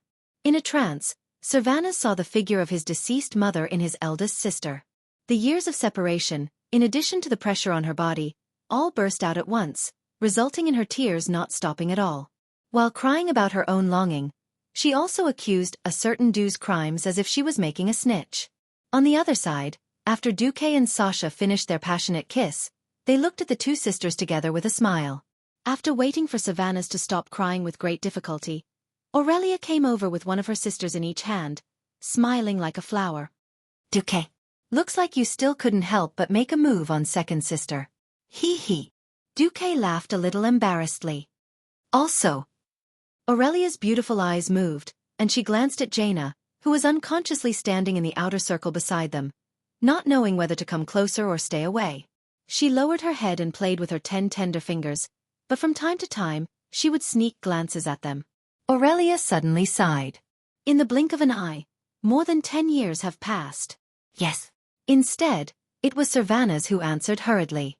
Then, Jaina nodded awkwardly. She really didn't know what expression she should use to face Aurelia. Aurelia seemed to be sighing, but Duque, who was at the side, felt that there seemed to be a lot of information. That pair of bright eyes was just like when he first met her 15 years ago, filled with wisdom, kindness, and a hint of playfulness. This eldest sister of the Windrunner family slowly walked in front of Duque, her affectionate eyes filled with endless love and tolerance like the sea. Gently holding Duque's face, she gazed at this little man whom she both loved and hated. Sweet memories of the past also floated up in her mind, flashing through her eyes. Jaina, please come over for a moment. Aurelia pulled Jaina over, and then smiled brightly. Duque, no matter what happens in the future, you have to promise to treat all of us equally, okay? Understood. Don't forget to invite little sister Elugia to join our family feast later. Of course. From the eldest sister to the third sister, and then to Jaina, who automatically lined up last, Xueqi did not miss a single one. Looking at the blushing faces of the girls, Xueqi knew that he had passed the test. Then, Xueqi saw Tyrion Fordring and Gavinrad Doom, who were in a very good state of mind. After Ronan quickly explained the current situation to them, the two paladins seemed to be very active. I'm finally back. Since evil still exists in Lordaeron, it's time for me to leave as soon as possible. Tyrion saluted to Xueqi. Xueqi knew that this paladin, who was often called the Queen Mother by the players, had the most noble soul. Last time, he was accidentally sent into the void with Linley, and stayed there for 10 years. This had already caused him great grievance. Now that his homeland was being ravaged by natural disasters, how could he sit still? Chapter 986. Xueqi smiled. If possible, eliminate the scourge in Lordaeron as soon as possible. I know you can't wait. I'll have Ronan send you to the front lines in the Western Plaguelands. Turalyon is waiting for you there. Boss, I want to go too. Gavinrad raised his hand. Ha! Boss, you can't bring me along for the mission to Nosdormu. I've been holding it in for so many years. After all, the battlefield is the romance of the brave. Do you think you'll allow me to? Looking at Gavinrad's appearance, which had turned into a middle-aged man with a little baldness, Xueqi was filled with emotions. At this point in history, the 5 silver sages would have completely withered away. Turalyon had disappeared in the explosion in the Outland, Uther had died under Arthur's sword, Gavinrad had died in battle in Andoril, and Sidon Dathrahan's soul had been devoured by the Dreadlord. Now, other than Uther, the other 4 men were still active. Go. Thank you for staying with me all these years. When you can't fight anymore, come back to my fief and retire. Xueqi gave Gavinrad a big hug. On the other side, Krasus had opened a portal and rushed over. He walked around Alexstrasza in human form. However, the Red Dragon Queen seemed to be in a temper and didn't care about Krasus's flattery. Instead, she walked over and said to Xueqi, Yo, Xueqi, I've helped you so much.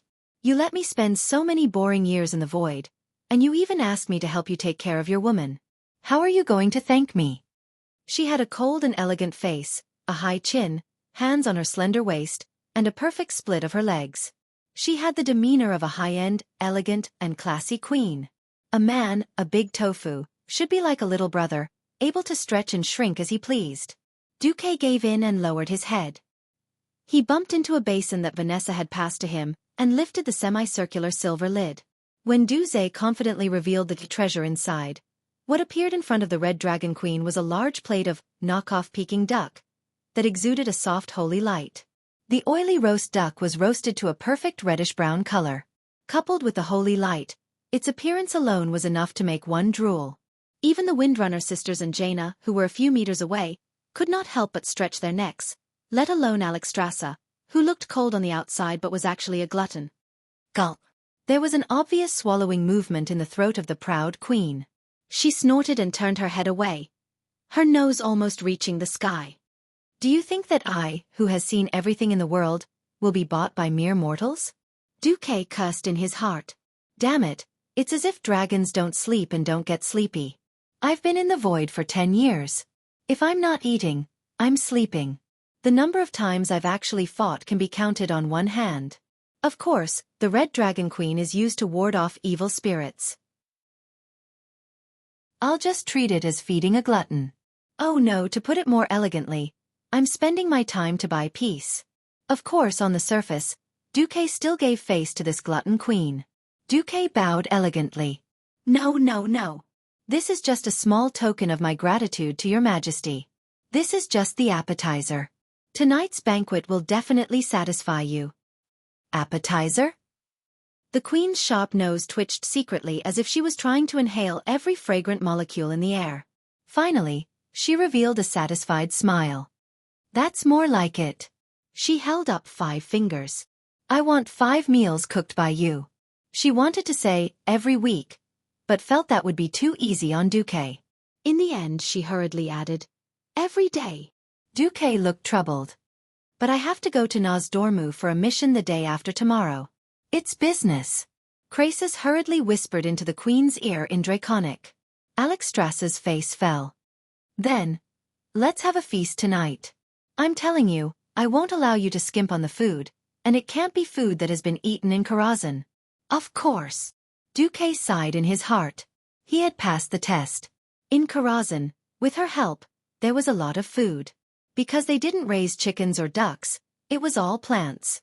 After eating for so many years, Duque was almost sick of it. The Red Dragon Queen was the same. If not, she wouldn't have fallen in love with roast duck. While Duque was distracted, Duque was shocked to find that the queen was already wiping her mouth with a napkin. Wait, where's the roast duck? What's with those steaming duck bones on the plate?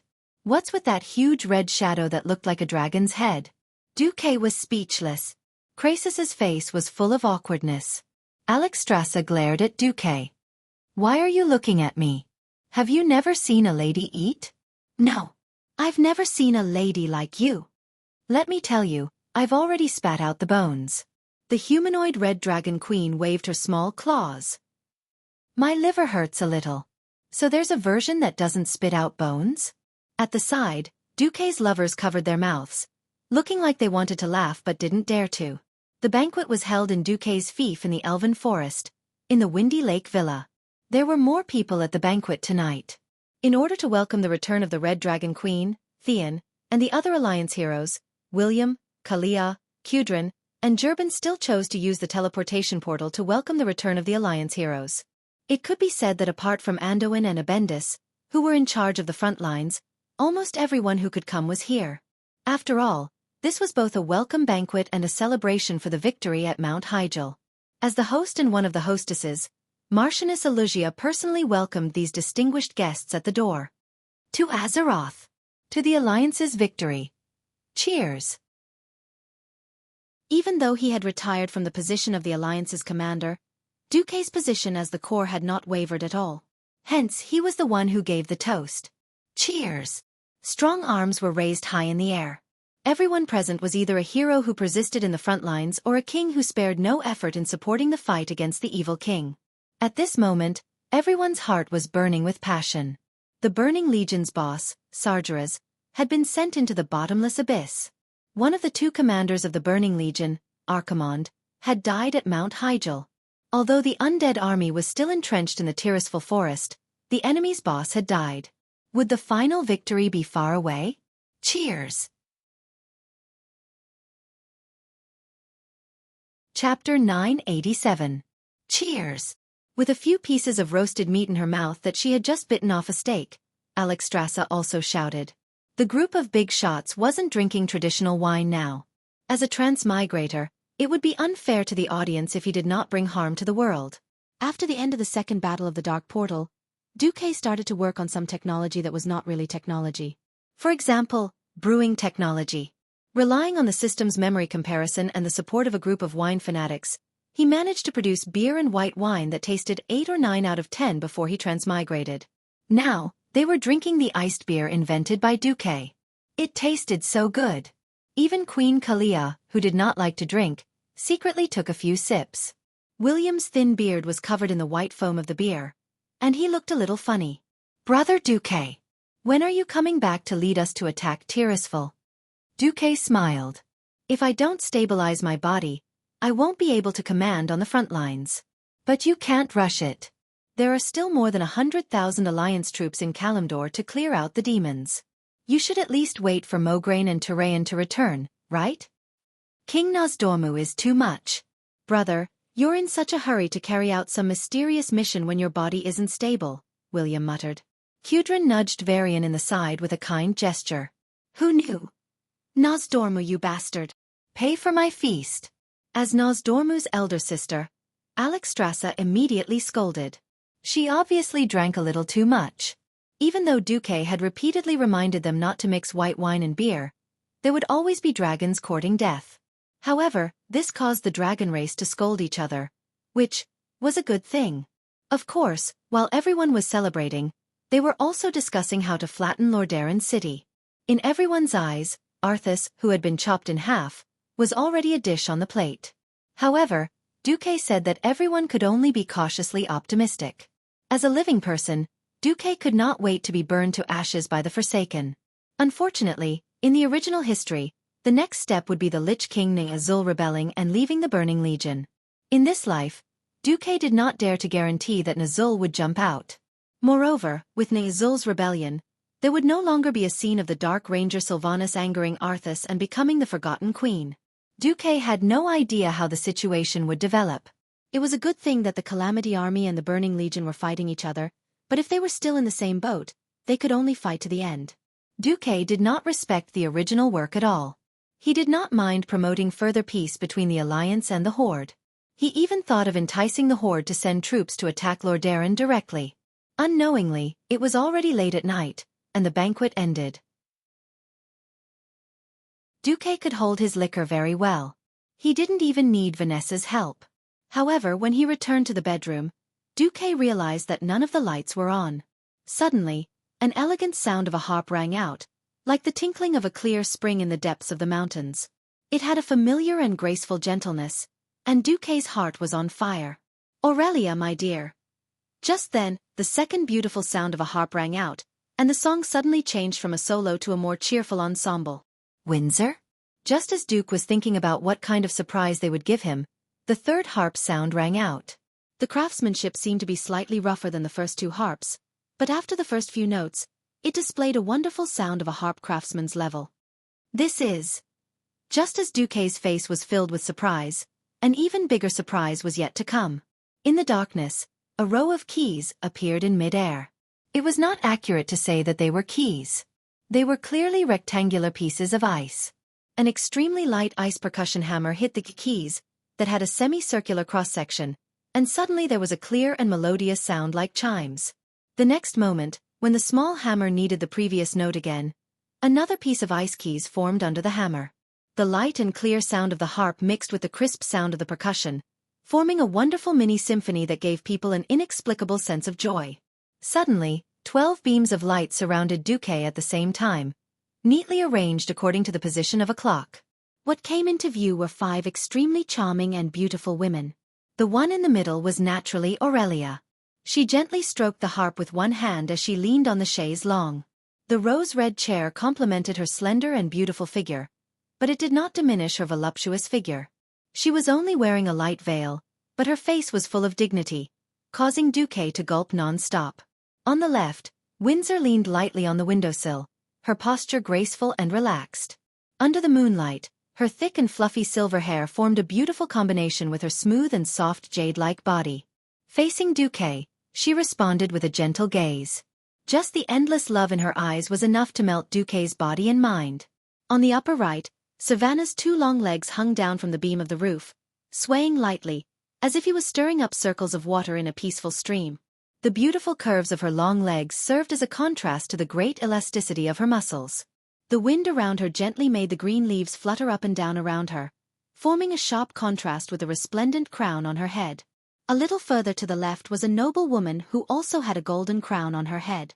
Her eyes were as gentle as water, and her intelligent pupils shone with a light that no one could completely understand. As she played, her golden waterfall-like long hair spread out on her long and beautiful swan-like neck, as well as her perky magic peaks. Even though almost all of her attention was on Duque's face, she still did not stop her delicate fingers. Her nimble performance added the nobility and elegance of an old royal family to her beauty. Unknowingly, Alucia had slowly walked behind Duque, her tender fingers caressing Duque's shoulder. Like the most gentle little wife, she helped Duque take off the gorgeous clothes that were only prepared for outsiders. Looking at each and every one of his beautiful female confidants, Duke suddenly thought maliciously, "Is this the legendary dog abuse festival?" Having any one of them was enough to cause any man in Azeroth to go crazy with jealousy, let alone 5 of them together? It was clearly late at night, but Duque's gaze seemed to have traveled through time and space, seeing the blue and calm ocean in summer, the warm and smooth beach sand, and the happy world filled with the laughter of the birds. Duque opened his arms proudly. "Which one is it tonight?" Which one? Aurelia had a smile on her lips. "Didn't I say it before? I want you to treat each of your sisters equally. I don't mind you bringing me new sisters, but you must first settle all of them. Isn't that right?" Duque's expression suddenly changed. He finally knew what this was. Sisters of one heart. Grinding an iron rod into a needle.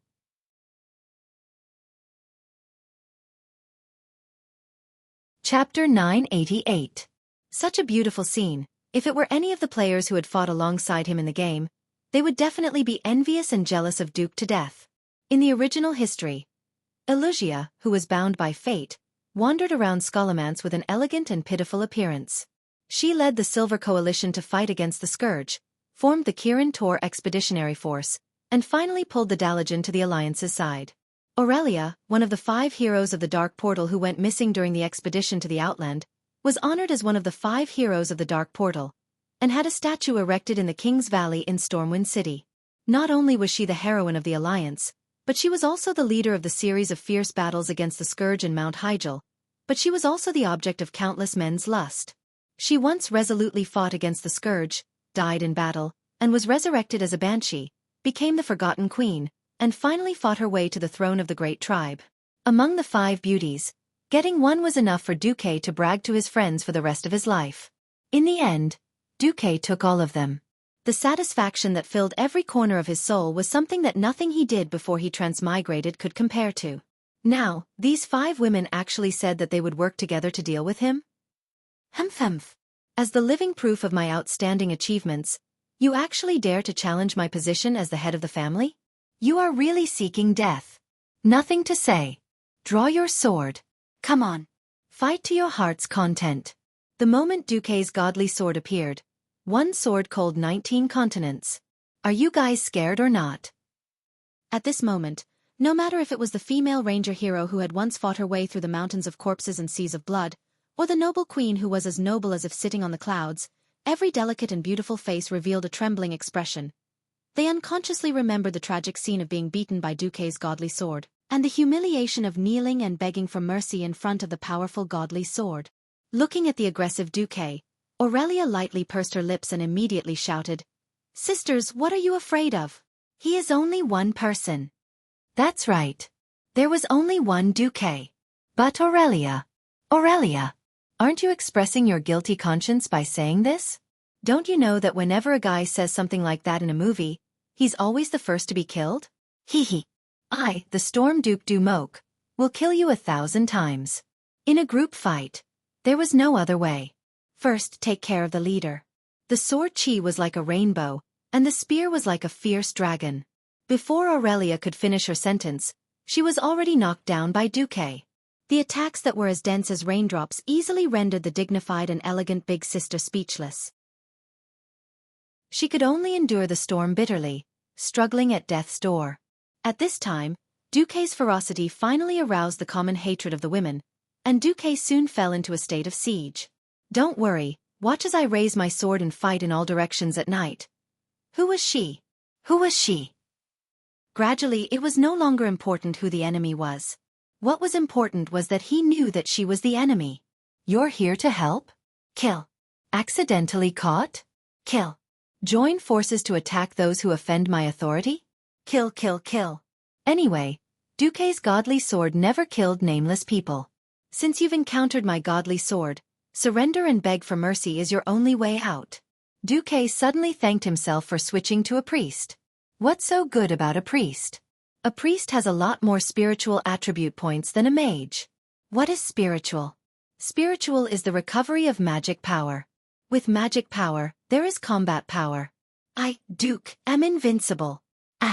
Elucia and Jaina begged for mercy after they were defeated, but he did not let them go. The two hugged each other, tears still on their faces.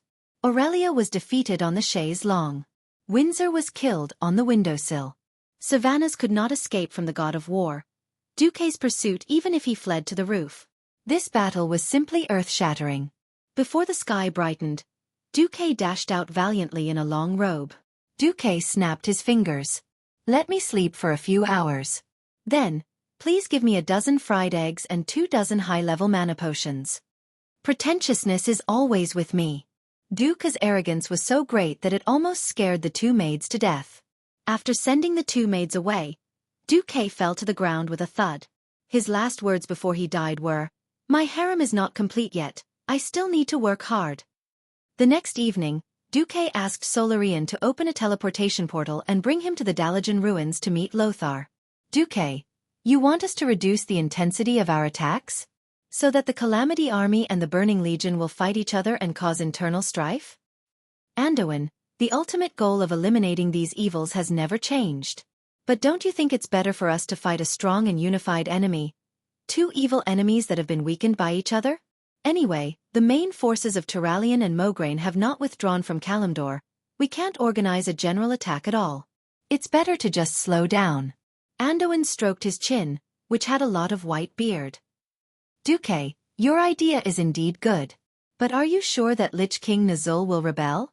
I can't be sure, but anyone who is forcibly killed, stripped of their body, left with only their soul, and finally sealed in a small ice skull would feel unhappy, right? From the very beginning, Nazul never really wanted to be loyal to kill Jaden. Well, you're right. What do you think the probability of Nazul rebelling is? 70%. Duke had wanted to confidently say 100%. But history had changed beyond recognition, and he dared not guarantee it. However, it wasn't Savannah's who was now serving Arthas, but the more ambitious, arrogant, and restless former Sun King Anastrian. Duque felt that it was hilarious. After hearing the 70% probability, Anduin shivered. Although Duque had retired from the front line because of the curse, no one felt that there was anything wrong with Duque. On the contrary, Duque's suggestion was so incisive and incisive that Anduin could not find a reason to refute it. All right, I agree. Yes, how long will you be going this time? I don't know when Nosdorm will send me back after the mission is completed. But for insurance, I will arrange everything. Finally, nurture William. I think he's the most suitable helmsman of the next generation. Let him gain experience, and let him be the permanent leader of the Alliance in a few years. After hearing Duque's words, Anduin suddenly felt a sense of respect. If not for the fact that they had known each other for many years and knew Duque's temperament, anyone would think that Duque was going to be the second Thoradin the Great after flirting with so many queens and controlling so many kingdoms. Only Anduin, who had gone through all the hardships together, stood his ground against the opinions of the people in the kingdom, and had always been firmly supporting Duke in the Stormwind Kingdom. Chapter 989. Now, Anduin felt that his long-term trust had finally been repaid. Anduin stood up and walked to the balcony of the living room.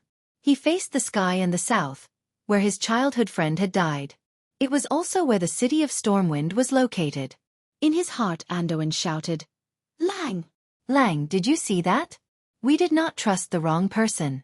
Although Duque is not a saint, he is definitely the biggest contributor to the rise of Stormwind." When Anduin turned around again, Duque saw the passion and endless gratitude in Anduin's eyes. "Thank you, Duque." Duque smiled and waved his hand. He walked to the balcony and stood next to Anduin. "You're welcome. I also promised Lang that I would work for Stormwind and Azeroth. This was also my promise, but I chose to keep it. It is rare to find someone who can remain sober and calm in the face of power." Anduin's aged face was filled with ecstasy. "Is that so?" Duque was unmoved. He stood with his hands behind his back and looked to the south. "At least there are two of them here, right?" Without another word, two fists, one big and one small, bumped into each other in the air. One old and one young, they looked at each other and smiled. After the undead calamity, the remnants of the old alliance had been swallowed up. Without the two stubborn old men, Terenas and Antonidas, and without Xeon who had yet to awaken and might become the old Wolf King in the future, and without Anastrian's hindrance, the entire alliance not only had more countries than in history, but also in terms of strength and unity. But with so many countries, the leader of the alliance had to be a human.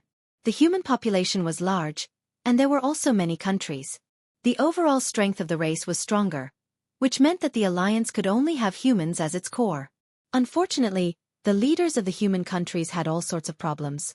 Kalia was just a mascot that Duque had made. Ronan, who was about to take over the Dalajan, was too soft-hearted. Jaina tended to overthink things.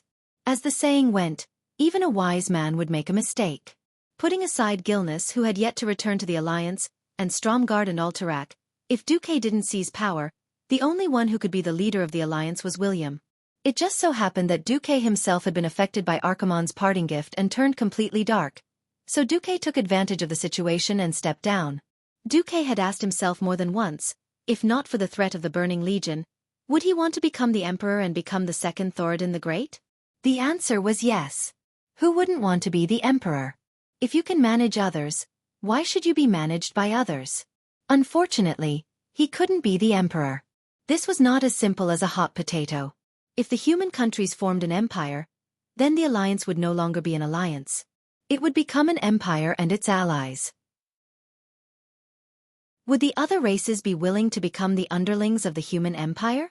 Xueqi calculated countless times, but the answer was always negative. Joining an alliance where all the countries and races were equal was not the same thing as subserviently joining a huge empire to become its wings. Even if he controlled the queen, it didn't mean that he had complete control over the country. If the people were dissatisfied, there would be an uprising. When that time came, he could just cry. Moreover, the other races would have deeper doubts. Even if they were forced to join, there would be all sorts of conflicts, let alone sincere cooperation. To have internal strife in front of the Burning Legion was simply courting death. Think about it, if the alliance didn't have the Night Elves, Draenei, Pandaren, and Werewolves, it would be the end of the Burning Legion when they came to Azeroth. Rather than establishing an empty shell of an empire that would be destroyed in 8 to 10 years, why not pretend to be a saint, gain a good reputation, and be the uncrowned king behind the scenes? Anduin would never know that Xueqi was so far-sighted, so he only saw Xueqi as a true knight with pure and great sentiments like himself. After bidding farewell to Anduin and visiting Magni and Jurban, Xueqi returned to the Wind Lake Villa after leaving more research and development manuals on black technology. After tonight's banquet, tomorrow would be the third day. In the morning, it was the appointed time to work for Nozdormu. After returning to the villa, Xueqi felt that the gazes around him were weird. The gazes of his knights were always filled with loyalty, admiration, and envy. You know that kind of gaze. Every maid's face was red. They were obviously shy, but they all puffed out their chests and sucked in their bellies. Xueqi held his forehead, feeling a little annoyed. Just as he entered his study, a voice sounded. "To Dear Beast Duke Marcus, Her Majesty Kalia Menethil fervently hopes to attend your banquet tonight. If your excellency wants to unleash his bestial nature, please seize the opportunity tonight." Looking at Vanessa, who stood by the door expressionlessly and with a standard demeanor, like the most loyal maid, who was spitting venomous words at him, Xueqi felt that his balls were hurting even more. "You're dirty, Vanessa. Oh!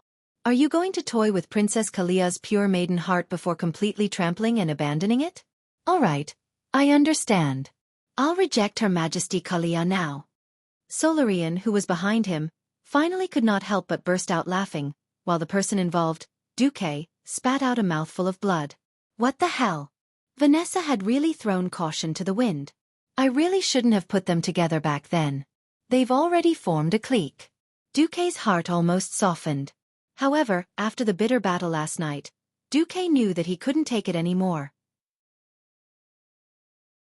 Xueqi took a deep breath, took out 2 balls of light and said solemnly, "These are to Her Majesty Alexstrasza's blessing of life. For a woman, it's equivalent to 15 years of youth. I'm going to the River of Time to carry out a mission. If I don't come back, you can use it." Xueqi had lied. What he had given was obviously Nozdormu's blessing of eternal life, but Vanessa didn't know. Vanessa's expression changed drastically in an instant. She completely lost her venomous tongue, as well as her pride that relied on intimacy to gain favor.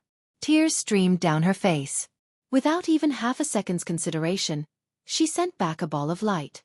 "Master, since the Van Cleef family was sheltered by Master when they were young, and escaped the fate of a violent death, then the Van Cleef family will definitely serve Master for generations to come. It doesn't feel bad to slowly grow old in the Marcus family. As for Her Majesty Kalia's choice, that's Her Majesty Kalia's business." Xueqi sighed, turned around, and went to the dining hall with a slightly heavy heart. When the dining hall's door opened, Xueqi was surprised to see 3 queens, a marquis, and 2 ranger generals sitting neatly in front of the dining table. Xueqi suddenly turned around, casting a murderous look. Who knew that this bastard maid would actually have the nerve to forcibly turn invisible, and then use swift run to run away? Vanessa. Chapter 990. There's no second time in life. Besides, I'm quite satisfied with my current life. As long as I can let my people, the people I love, and the people who love me live a good life, I'll be satisfied. Giving up my past for the sake of my youth was never an option from the start. Kalia didn't even refuse after feeling touched. As expected, She decisively rejected Duque's gift. That's right. If there's a man I love deeply who chooses to repay my youth in such a way to reject my love, I won't do it either. This is the last restraint of a lady. Of course, if we can be together in the end, and the person I love is willing to give me his youth, then it'll be a different story. The despicable Jaina even added insult to injury. Duque glared at Jaina fiercely. Damn you, I'll definitely spank your butt later. Jaina secretly stuck out her tongue, then turned her head away, ignoring Duque. Throughout the banquet, Duque felt like he was sitting on pins and needles. Although Kalia and the others were reminiscing about the past as if they were talking about family matters, Duque really couldn't lose his temper. Fortunately, the banquet didn't last too long. Kalia threw him a slightly aggrieved look, then very politely left. The rest were all his women. Aurelia very elegantly used a napkin to wipe the non-existent sauce from the corner of her mouth, then sighed. Duque, we're not forbidding you from adding more sisters to us, we just hope that you can restrain yourself. Then, if this is fate's arrangement, then we have no objections. Sylvanus continued, you'll be going on a mission next year. Are you confident? 80%, Sasha said. If you want any of us to accompany you tonight, that's no problem, but please ensure that you have enough stamina for tomorrow. Jaina and Alugia didn't speak, quietly gazing at Duque with eyes full of love. In the end, Duque chose to hug Aurelia to sleep. There was no passion, only the peace of a family. As he softly recounted the bits and pieces of the past, Duque peacefully fell asleep. In the morning, the time to return to the past finally came. Through the portal, the 6 people who were going back this time gathered on a piece of barren land at the junction of the Elven Forest and the Red Ridge Mountain. Duque looked at Grom and Brock, then at Ronan and Vanessa, and finally nodded at Krasis. Let's begin. Nosdormu's loud voice came from the void. More information began to flood into the minds of the transmigrators from the void. Other than Duque, the other 5 finally understood the meaning of returning to the past, the ancient war. That was the limit of Nosdormu's power. It was the foundation of the world of Azeroth, and even the foundation of the entire world. If the Burning Legion had won the ancient war 10,000 years ago, then the entire timeline would have been completely overturned. That would have been the greatest violation and blasphemy to the efforts of a transmigrator like Duque. The 6 of them felt their surroundings blur, and a terrifying feeling enveloped their bodies. It was as if they were covered by an invisible glass cover, and a large amount of air was instantly pumped into them. The surging waves of air that could not be captured by sight pressed down on everyone's bodies. It was a terrifying feeling that made it hard for them to breathe. The world around them kept changing, and the trees in the Elven Forest that were already showing signs of winter suddenly grew larger. Master? Vanessa cried out in shock, but Duque could not respond at all. Even if he tried to force a smile on his face, it would probably be distorted if Vanessa saw it. In the next moment, they realized that the members of the mission seemed to have become long and narrow noodle people. Before they could even cry out in shock, this strange and distorted illusion of time began to devour everyone. Everyone was like a small boat trapped in a whirlpool in the ocean, spinning clockwise at high speed. The faster they went, the more dizzy they became. Countless strange and blurred sounds and images assaulted their senses. This amount of information was so terrifying, it was no wonder that Nosdormu had to do a will test in advance. It felt like the trees hundreds of meters away were being sucked in by the whirlpool, passing by Duque and entering the whirlpool of time. Soon it was not just ordinary things. Things of all sizes began to fly over, and even the meteors in the sky and the Crimson Mountains broke apart, whistling past, and disappeared in the whirlpool. This mental attack was so violent that the few teammates around Duque quickly lost consciousness. Only Duque remained conscious with the System Elf's high-speed information classification and the protection of the spiritual sea. Duque instantly traveled through space and time, and saw a huge Milky Way, circling in the void. It was a long river of history formed by countless historical fragments. The System Elf greedily absorbed all the information that could be collected at 80% capacity, until Duque was sent to the distant end of the Milky Way, by a huge force. In Azeroth, the earth was covered in frost, and the bitter cold winter had arrived. Unknowingly, he had entered the dark portal for 16 years. Walking in the ruins of Lordaeron, the former Sun King Anastrian looked gloomy.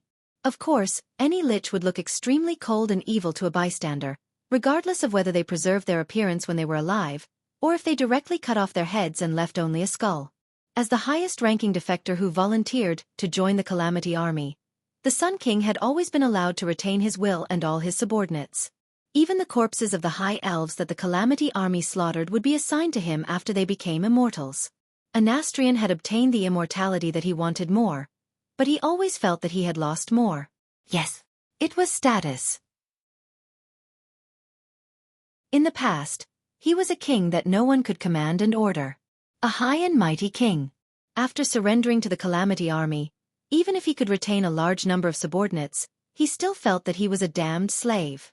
Arthas could order him, the Lich King could order him, and even those damned dreadlords could order him around like a dog. In his cold eyes that were burning with blue flames, there was only unwillingness and anger. However, the turning point was coming. Archimonde, a demon commander so powerful that he could destroy the great magic city of Dalagen with just a spell. In the end, he died in the world that he came to destroy, and was buried in the hands of those ants that he looked down on. And his death became the catalyst for ambition.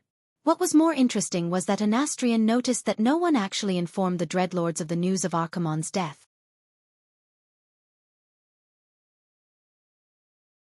Chapter 991. The Alliance had stopped their attacks. Most kingdoms of the living did not like to wage war during winter. If the scourge of Lordaeron belonged to Anastrian, then he would definitely take the opportunity to launch a large-scale invasion during winter, striving to destroy all the living. That way, he would be able to occupy the entire eastern and western plaguelands and cut off the connection between the Alliance and the continent. When Quel Salus was alone, it would be the time for him to punish the despicable traitor Sylvanus Windrunner who had stolen his kingdom and territory. Unfortunately, it was not time yet. He could only mobilize a pitiful number of undead elves, which numbered less than 100,000. Even though these undead were of high quality, with more than a fifth of them being liches of various ranks, the number of undead elves was still too little. Compared to the scourge of Tirisfal that numbered nearly 10 million, it was not even worth mentioning. So he waited, like a spider that had weaved a spider's web and hid in a dark corner, waiting for its prey to come to it. Quiet, and full of patience. How many months has it been since we last heard from Lord Archimonde? Why is there still no news? Desrock, the leader of the dreadlords in Lordaeron, stomped his hooves impatiently. I'm sick of these rotten zombies. If this goes on, we'll all rot into zombies. The dreadlords stood in what used to be the royal garden of Lordaeron. It was in this palace that Arthas had murdered his own father and brought the apocalypse to his people. That had only happened a few months ago, but it felt like a century had passed. Now the garden that had once been green even in winter was rapidly decaying, just like the zombies and skeletons that were roaming around.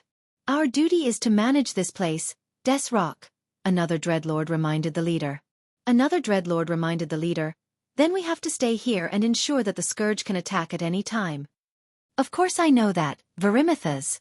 Desrock roared. But no matter how many problems there are, we should have received some orders long ago. The discussion of the dreadlords was interrupted by a violent sound. It was the sound of a door suddenly falling.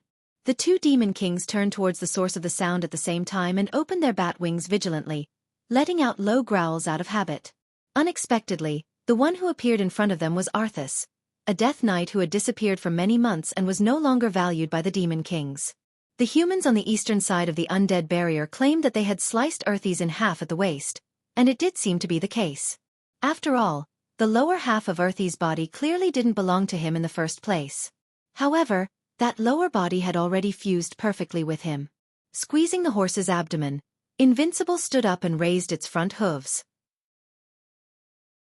Seeing this, every dreadlord widened their eyes and stared at Arthas as if they were facing their greatest enemy. The self-proclaimed king of Lordaeron was not wearing a helmet. His white hair fell beside his pale face, and he had a smug smile on his face that the dreadlord hated the most. This was because a person with this kind of smile usually meant that he was untamed and rebellious. This was not an expression that a servant of a servant should have. Arthas' voice was loud and excited. "Hello, everyone! Dreadlords!" Faced with such a disrespectful greeting, these greater demons glared at him fiercely. They were obviously suppressing their anger and not letting it explode. "Perhaps I should thank you for taking care of my kingdom while I was away. However, you are no longer of any value to me." The dreadlords stared at him for a while, dumbfounded. Varimitha was the first to react. He waved his claws and roared, "This is our territory. It's the Burning Legion's, Lord Darren. The Calamity Legion belongs to the Burning Legion." Arthas laughed maniacally. Her voice was filled with delight and disdain. "Not anymore, idiotic demons. Archimonde died in battle under the World Tree on Mount Hyjal 4 months ago. The Burning Legion is finished. It'll be perfect once I kill you all." He grinned and raised Frostmourne high. The runes on the blade shone and danced. He did not even need to tighten the reins. With Invincible, he charged straight at the 3 Dreadlords. However, Arthas had underestimated the Dreadlords' cunning and ability to escape. Unless it was a place of death like Mount Hyjal that had an evil banishing magic circle set up in advance, the Dreadlords could really run away. "This is not over, you despicable bone scum knight." After letting out a cry of despair, the Dreadlords had no intention of fighting Arthas at all. They immediately teleported away. Their speed was obviously faster than Invincible's movement. Frostmourne only pierced the air and let out a disappointed wail. Arthas was furious, but he quickly regained his cheerful mood. Planet Azeroth's protective circle had been repaired. The demons could not leave, and no reinforcements could come in. The Dreadlords were like rootless duckweeds. They would fall sooner or later. The difference was whether they would die by his hand or the alliance that he hated. "We knew you would come back, Prince Arthas." Thuzad was very excited. Arthas did not even bother to look at his loyal servant. Instead, he stared at Anastrian. "I'm glad to see that your body is still strong, Sun King Anastrian," Arthas said sarcastically. "You also knew that I would come back. So, are you ready to lower your humble head?" Anastrian's anger was erupting from the depths of his soul. It swayed wildly, but the soul fire burning in his eye sockets was still calm. Lowering your head to the strong is the greatest principle in the world. After saying that, he lowered his head. But in his heart, he swore that this would be the last time. No one knew that without a strong enough external influence, the wheel of fate would continue to follow its fixed path and continue to roll forward, crushing all the weak existences. However, when a bearing or part of the wheel disappeared, fate would naturally find a replacement. On this day, Anastrian found the bitter Dreadlord. He subdued the Dreadlord Varimitha and defeated Desrock. Then, he launched a counterattack against Arthas, whose strength was greatly reduced due to the Lich King's weakening. He almost caused the next Lich King to fall. In the end, the Sun King still failed. Out of the desire to be independent and the insecurity of the powerful alliance, Anastrian united the undead with strong self-consciousness as the Forgotten Ones. At the same time, he began to rebuild the underground area of Lordaeron. He wanted to rebuild this place into an underground fortress that any army could conquer, the Undercity. Chapter 992. Who am I? Where am I? Where am I going? The groggy Duque naturally asked the legendary 3 philosophical questions in his mind. He forced his heavy eyelids open, and what he saw was not the green trees and mountains that he had imagined, but a high-tech object that did not match the surroundings at all. Through the huge porthole, he could see the universe clearly. It was extremely dark in the distance, and there were no stars, but there was a distorted void that glowed with green light from time to time. Up close, he could clearly see the streamlined hull of the spaceship, and the body of the spaceship had the iconic pale yellow-green light. There were black decorations with green edges everywhere in the cabin, and they were filled with dark energy. Duque's first reaction was, "Holy *T." His second reaction was, "Holy *T." His third reaction was, "I bought a big watch last year. Am I going to be struck by lightning for being too pretentious before I transmigrated? What happened to going to the forest?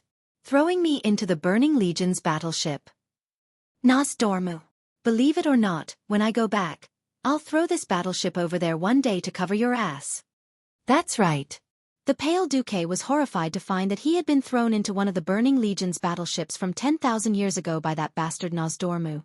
At that moment, a lot of terrible thoughts flashed through Duque's mind. He really didn't know if his resurrection and life-saving technique could still be used here. Looking around, Duque finally felt a little relieved. The surroundings were huge, and he could not see anything. The system genie did not scan any confinement facilities. However, there was a bunch of unconscious weird-looking guys lying on the ground. What the hell was that? Could it be that even aliens accidentally clicked, "Do you want to know the meaning of life?" when surfing the internet? Then the computer was immediately downloaded with a bunch of rubbish web-based games and rogue software. Oh no, was it immediately teleported here to play unlimited games? Ha! I didn't expect a candidate to have super strong mental power. Interesting. That's right. Sister. What a surprise. Looks like I've picked out a good seedling. However, he's overflowing with a faint holy light. It seems like he's not someone summoned by Master. Should I get rid of it? The voices came from above, but why did Xueqi feel that the two voices speaking in the Eridar demon language sounded so familiar?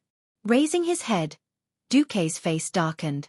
Because in this huge and spacious cabin, 30 meters above his head, two figures, one purple and one yellow, that he was very familiar with, were staring at him with eyes full of venom and malice. The Eridar twins. High-rank warlocks Auras and Queen Salolas. Xueqi had no doubt that the two adjutants of Kill Jaden in the Twisted Nether with their full strength could easily kill him. Fortunately, Xueqi was 100% sure that Gemini wouldn't do anything to him. Why? Because just now, Xueqi's face had turned black, and it was literally black. The moment he raised his head, Xueqi entered shadow form.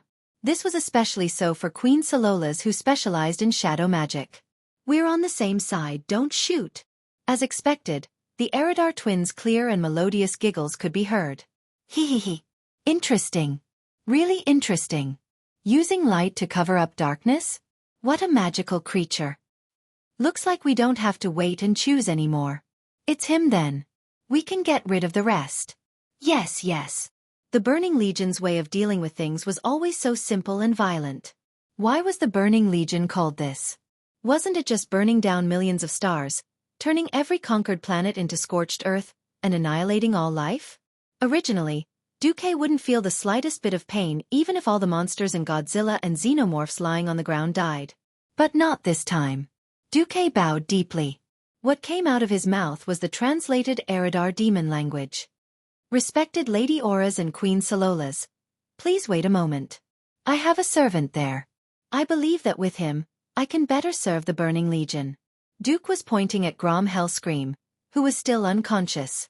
Although Xueqi didn't know why Lord Hal was thrown here with him, it wouldn't be good if the Burning Legion got rid of such a powerful free fighter. The Eridar twins weren't surprised by Xueqi's request. What surprised them was that the Eridar language wasn't a simple language. It wasn't just because the language was cryptic and had many different pronunciations, making it difficult for normal creatures to learn. More importantly, every word in the Eridar language contained a powerful dark force. This was the Twisted Nether, where the demon's power was strongest. If one wasn't powerful enough, they wouldn't even be able to say a powerful demon's name in the Eridar language. They could only use all sorts of awkward pronouns. Of course, it wasn't a problem to say a name like Archimonde in the human language in Azeroth. After all, it was a transliteration of the name. Now, not only was Xueqi proficient in the Eridar language, but he could also say the names of the Eridar twins. This meant that Xueqi's power was at least second to that of a demon lord. Queen Salolas was slightly stunned. Then, she fired off a barrage of questions. What creature are you? Name? Occupation? Where did you come from? Why do you know the Eridar language? Xueqi scanned the area and found that there were at least thousands of different alien creatures in the huge square. They all had a dark aura. After using the system elf to analyze Queen Salola's expression, pupil dilation, heartbeat, and other data, the system concluded that there was an 92% chance that the Eridar twins really didn't know who Xueqi was. Then, Xueqi could boldly deduce that if Nozdormu's teleportation was correct, then Kill Jaden must have been searching for various surrenders and guides in the worlds conquered by the Burning Legion in order to participate in the ancient war in Azeroth. Then the Eridar twins first observed Xueqi's physique and saw that Xueqi could freely switch between light and dark powers before deciding to complete the selection. Xueqi believed that he had seen through 80% of Kill Jaden's thoughts. The old man wanted a powerful spy, so he chose a suitable candidate from the planets conquered by the Burning Legion. Xueqi took a deep breath. I am a human shadow priest. My name is Infernal. I come from the Burning Legion's vast territory in a galaxy called Andromeda, a planet called Mass Effect. As for why I know the Eridar language, of course, it's because I admire the great Sir Kil'jaeden and worked hard to teach myself. Chapter 993. Nozdormu was actually crazy. Even if Xueqi owed him a favor, he actually sent Xueqi to the ancient war. Who was Xueqi? Xueqi was the man known as the History Disintegrator. Well, the biggest joke in the 16th year of the Dark Portal was born. Nozdormu sent a History Disintegrator to fix the history of 10,000 years ago. At the same time, in the 16th year of the Dark Portal. In the winter, the course of history was more or less the same. In order to punish the Lich King's betrayal, the demon commander Kil'jaeden took Illidan in as a minion and sent him on a mission to destroy the Lich King. Illidan received the help of Vashj's Naga, who returned from Azhara and entered the tomb of Sargeras to obtain the artifact Sargeras' Eye, which was used to destroy the Lich King. The Night Elf Warden Maiev Shadowsong lost many of his subordinates in order to hunt down Illidan. Malfurion and Tyrande responded to Maiev's call for help and arrived at the Lordaeron continent. They were unfamiliar with the place and asked for help from the Alliance. The Alliance sent an elite task force led by Kael, That's and Gavinrad to hunt down and successfully stop Illidan from destroying the Lich King. However, Maiev used lies to make Malfurion release Illidan again to save Tyrande, who was in danger. Under Kil'jaeden's guidance, Illidan found a small magic portal that Archimonde used in the middle of the Endless Sea and ran to the Outland. Maiev once again entered the portal to the Outland in order to hunt down Illidan. In this life, because the Blood Elves were one of the Alliance's hardcore supporters, only Vashj's Naga joined Illidan's army. After a big battle, Illidan still captured Maiev alive. Illidan accepted the help of Akama the Broken and defeated Magtheridon, who ruled the Outland, to become the new king of the Outland. However, Kil'jaeden still chased him here and forced Illidan to attack the Lich King again. On the other hand, because Ner'zhul betrayed the Burning Legion, Ner'zhul's power was greatly weakened, which caused Arthas's power to weaken as well. Arthas, who had been chased away by Anastrion, met up with the former king of the Spider Kingdom, the Great Beetle Enubalak, and the Frostbone Dragon Sindagosa in Northrend. They easily killed and revived the ancient blue dragon Saffron, passed through the ancient Azanirab Empire's underground passage, and arrived at the Icecrown Glacier where the Lich King was imprisoned. Arthas led the Scourge army to defeat Illidan's army and liberated the Lich King and the throne. She merged with Ner'zhul's soul and became the new Lich King. She then fell into a deep slumber while Illidan escaped back to the Outland. A huge historical divergence had appeared at this time. The Dark Portal, Year 16, February 15th. The Alliance seemed to be on a stopwatch as they launched the largest invasion in history. Even the ice and snow hadn't completely melted yet, and the sudden multi-pronged attack left Anastrion and his subordinates dumbfounded. On the northern coast of the Tirisfal Woodlands, Sylvanas led 30,000 elite Blood Elves, together with the 70,000 Scarlet Cross Legion led by Mograine, who had secretly returned from Kalimdor. A total of 100,000 troops landed. Further west, on the Whispering Coast, Magni Bronzebeard's Dwarven Mechanized Legion and Turalian's Kalimdor Expeditionary Force arrived together with Jaina's Theramore army under the cover of Kurtira's fleet. In the southwest, Anduin Lothar's Stormwind Elite Army, Marcus's Territory Private Army led by Reginald Windsor, and the 2nd Tank Corps of Iron Furnace Fort, Thunder God's Hammer, led a fleet across Lordamere Lake and landed near the Maldin Orchard in the southwest of the Undercity, which hadn't been built yet. They pressed close to the Undercity, and Anastrion didn't dare to send a large number of reinforcements. In the southeast, the Alterac Alliance, which was made up of exiled soldiers and Alterac people, was led by Old General Haas and the Radiant Moon Mage Alucia Barov.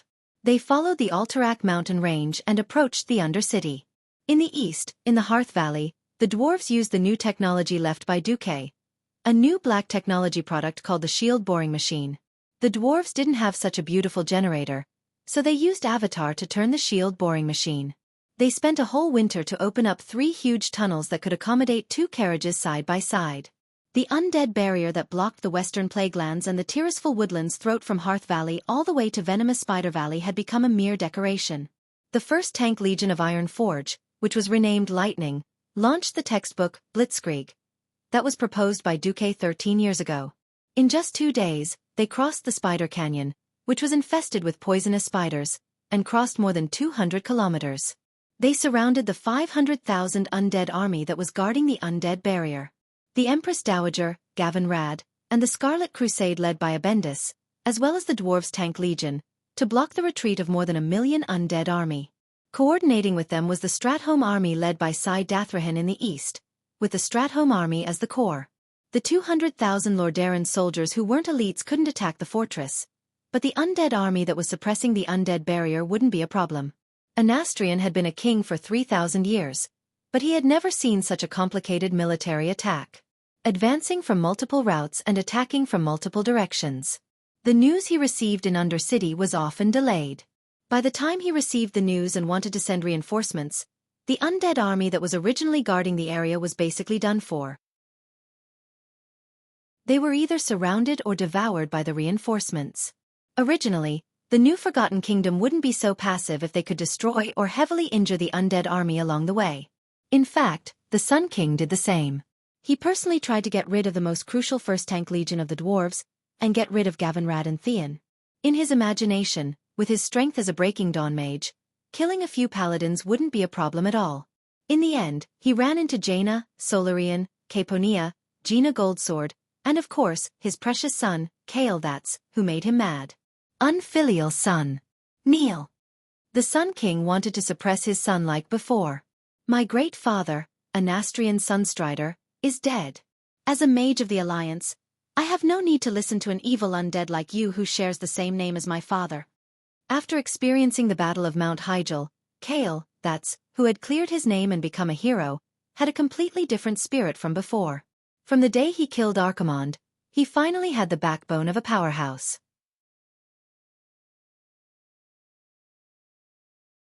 Chapter 994. His precious son's forceful words and merciless attacks almost turned Anastrian into a retard. In the eyes of the Sun King, there was no point in arguing. If that did not work, he would just kill all these powerhouses in front of him and turn them into forgotten ones. That way, his undead kingdom would naturally be greatly strengthened. The problem was that he could not defeat these radiant moon mages. Logically speaking, a Breaking Dawn mage should have no problem crushing a radiant moon. The problem was that the equipment of these radiant moon mages was blindingly bright.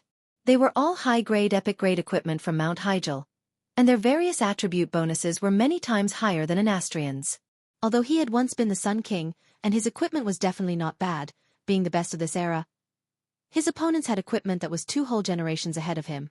When the Sun King's magic could not break through the magic shields of any of the radiant moon mages, he knew that he could not win this battle. Once they fell into a tug of war, the natural weakness of fire mages was exposed. Fire mages had the worst stamina out of all mages. He had no choice but to retreat. But when he brought the Silver Moon counselors with him in the next battle, they would face a large group of mages who had joined the Alliance's court mages. It was another pointless battle of magic. Neither side killed the other, and even the Sun King's magic circuits were overloaded. What made the Sun King even more furious was that the other side's equipment was too good, and their mana recovery speed was actually above the undead. If he had enough time to set up a trap and successfully ambush a well-equipped Radiant Moon Mage, he might have been able to turn the tables.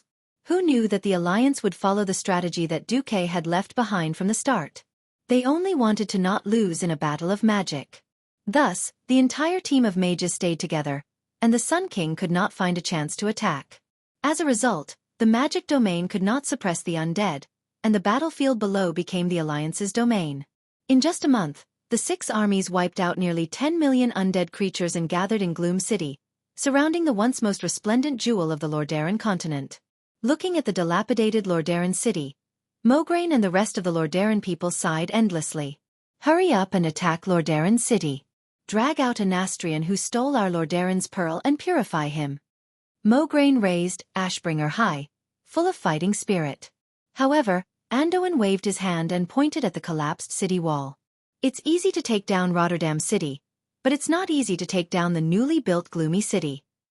Some people might ask, isn't this the same city? Of course not. The old Rotterdam City was mainly on the ground. However, the core buildings of the newly built Undercity were all underground. As a veteran commander, Mograine knew how cruel the street battles were when attacking a castle, not to mention an underground fortress. If this wasn't the capital of the Rotterdam Kingdom, he definitely wouldn't be willing to waste the lives of so many young people to attack. However, for the sake of the glory of the Rotterdam Kingdom, they had to fight no matter how difficult it was. Just as Mograine was about to order an attack, Queen Kalia appeared. "Your Majesty." Mograine hurriedly bowed. Kalia said in her pleasant but firm voice, "Alessandro, have you ever thought about the terrible consequences if the war turns into a tug-of-war? Every warrior who attacks the underground city will not be able to return. Their corpses will be desecrated, their souls will be forced to fall, and they will become part of the enemy." Mograine immediately felt bitter. Queen Kalia looked at the white city walls that had become extremely dilapidated. Seeing that the beautiful city that had nurtured countless generations of Rotterdam people had become extremely dilapidated, she gently stroked her chest. Beneath her muscles and bones, there was a heart that was aching. Arthas has already desecrated Rotterdam city once. Now, the despicable Anastrian is doing it again. Not only did they desecrate the former capital of the Alliance, but they also want to turn this place into the scariest and dirtiest dark sanctuary. As a member of the Alliance, I will never allow such a thing to happen. Kalia took a document from the hands of the maid beside her, signed her name on it, and stamped it with the Queen's seal. She then handed a copy to Anduin, Tyraean, and Mograine. "In the name of the current Queen of Rotterdam, I agree that the Alliance will carry out carpet bombing of Rotterdam City. We will use all methods to deal with the undead under Rotterdam City. We must let every evil undead creature be purified by the holy light." Bombarding the capital of a united nation, even if it was once the capital, was not something that could be done casually. Without the consent of the suzerain, even if they managed to conquer it, there would be too much damage to the valuable ancient buildings. It would be a mess that was hard to clear up. Brothers might become enemies if things went wrong. However, it was not easy to attack this compound city with Rotterdam City above and Gloom City below. If they simply occupied the top, they would have to face the troops of the Forsaken who would come out of the endless secret tunnels to harm people. Every building, every alley, every corner could become a tunnel for the enemy to attack. In order to reduce unnecessary sacrifices, Xueqi convinced Kalia from the beginning. Then, a siege that subverted everyone's imagination began. First, there was the earth-shattering bombardment. Hundreds of battleships, 3 tank legions, and 5 artillery divisions, totaling more than 5,000 cannons of various calibers, poured all the cannons that the Alliance had accumulated for 13 years on Rotterdam City. The earth-shattering bombardment lasted for 3 days until there was not a single pillar or wall that had not collapsed in the entire Rotterdam City. Then, thousands of armored vehicles, bulldozers, and grouting machines entered the battlefield. Even the chassis of the multi-purpose steam tanks were equipped with armor plates that were 30 centimeters thick. They covered the entire Rotterdam City with a meter of cement. Next, a total of 12 huge pile drivers were erected on the cement ground, and they were driving at the 12 o'clock position of the clock. They did not need the elevators that were originally equipped with in Gloom City that had caused countless people to die. They opened a hole in Gloom City on their own. At the same time, it was also to guard against underground attacks. Once a hole was dug through, they would throw a large bag of bombs down and blow it up to their heart's content. However, the Alliance never sent an assault team down. 2 kilometers away from the original city wall of Rotterdam City, the steam tanks were working day and night to surround the entire Rotterdam City. Their goal was to dig a huge trench that was 50 meters deep and 30 meters wide to ensure that no undead could dig tunnels and escape. When carrying out that plan, Xueqi calculated according to the largest area of Gloom City in history. In fact, that was an extremely safe method. At this moment, the outermost underground wall of Gloom City was at least 2,000 meters away from the huge trench.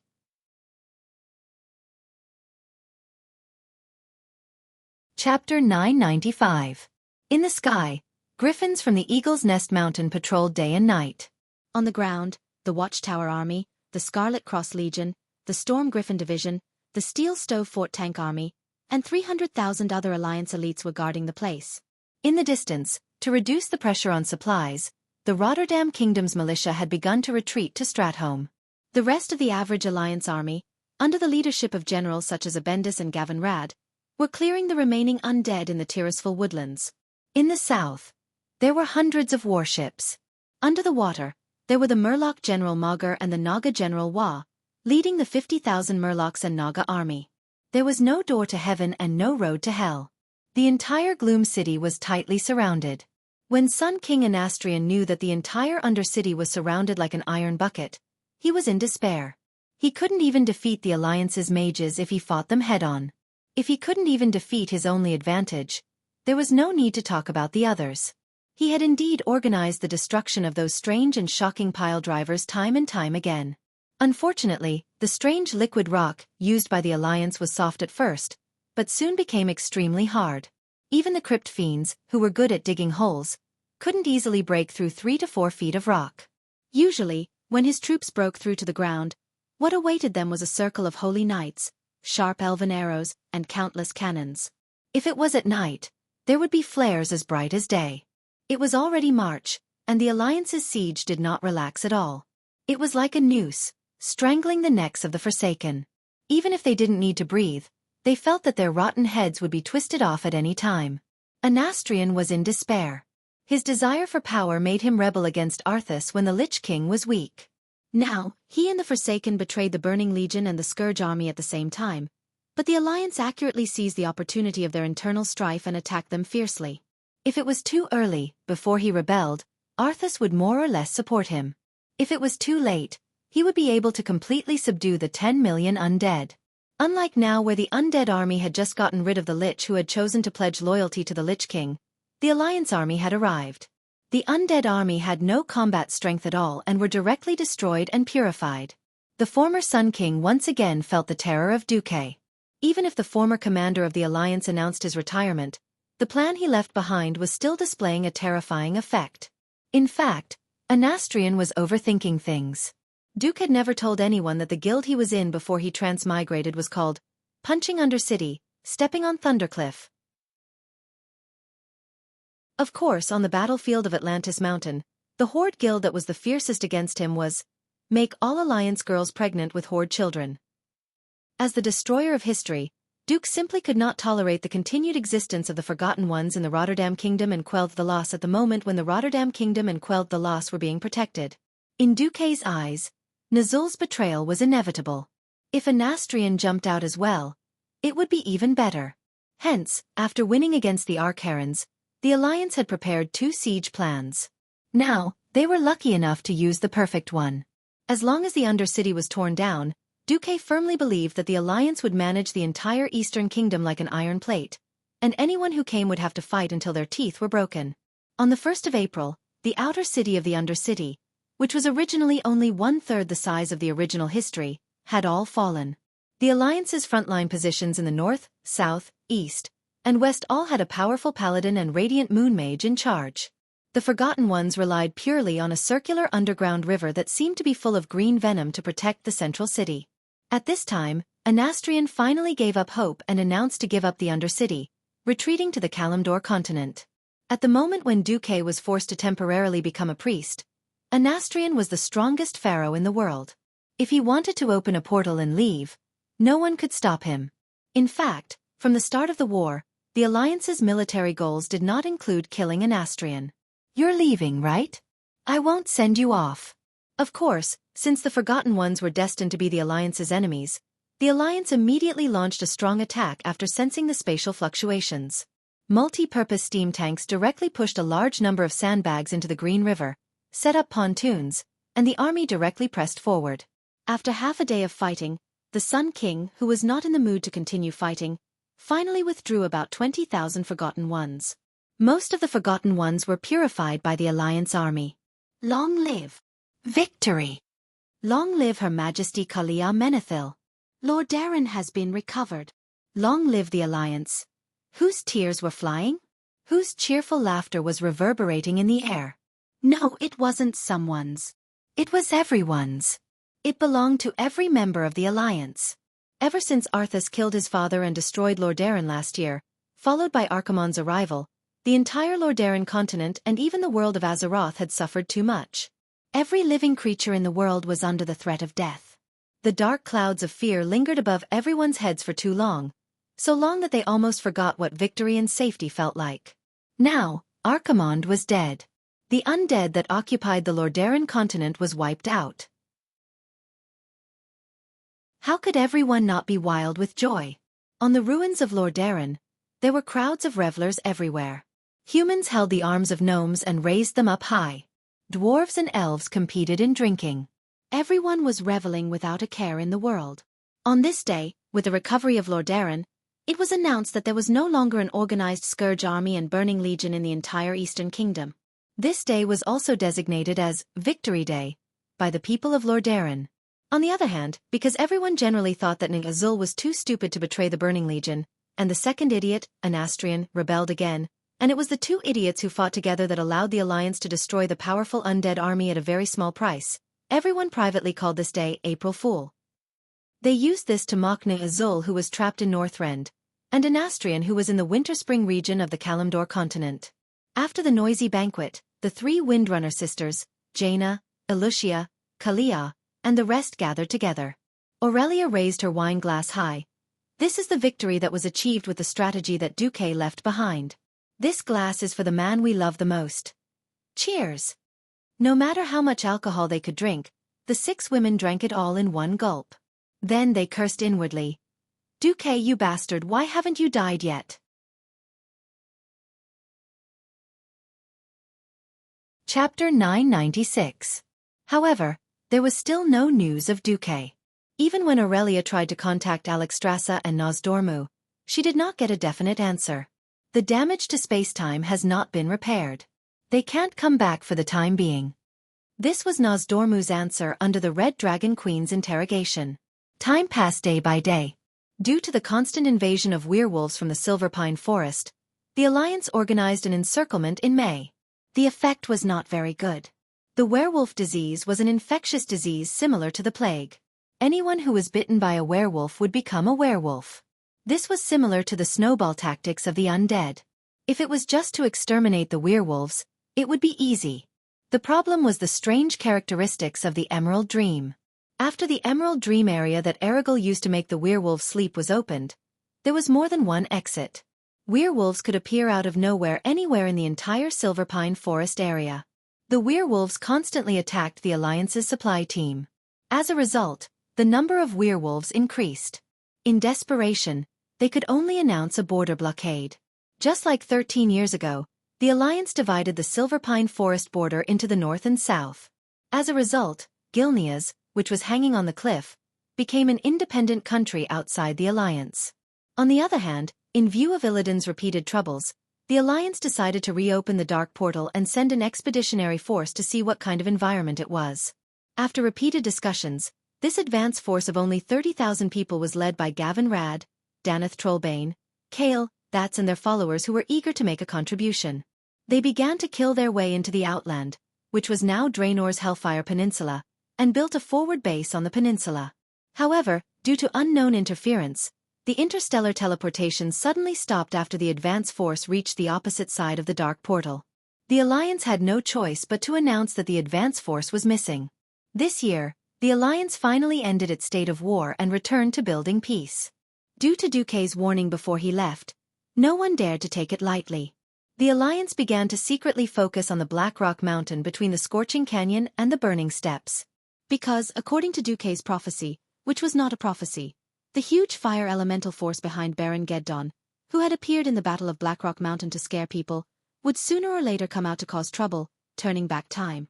10,000 years ago, in the distorted void, a certain Dew shamelessly deceived the Eridar Gemini, who claimed to be honest and reliable, saying that his name was Infernal Affairs. In fact, Duque was also afraid that the Eridar twins would see through his clumsy lie. But he had no choice but to gamble. Kill Jaden was the most vengeful. In history, even if Archimonde knelt down, he would still tirelessly use all kinds of fancy methods to hunt down Azul who dared to betray him. Although Duque was certain that no demon would know who Duke Marcus was 10,000 years ago, Duque was absolutely certain that if he dared to reveal his true name, it would definitely affect the spacetime 10,000 years later. Perhaps if he had returned to the time before the first battle at the Dark Portal, the Mediv possessed by Sargeras would have killed him as soon as he heard Duque's name. The only choice was to use a fake name. He had also considered the possibility of the Burning Legion seeing through his clumsy lie. After careful consideration, he felt that the possibility of being seen through was not high. It was very simple. If it was an important matter that could not be solved directly, perhaps it would require strategies and conspiracies. If it was the other way around, if a healthy adult wanted to crush an ant that had nowhere to run, would he spend the effort to set up a trap?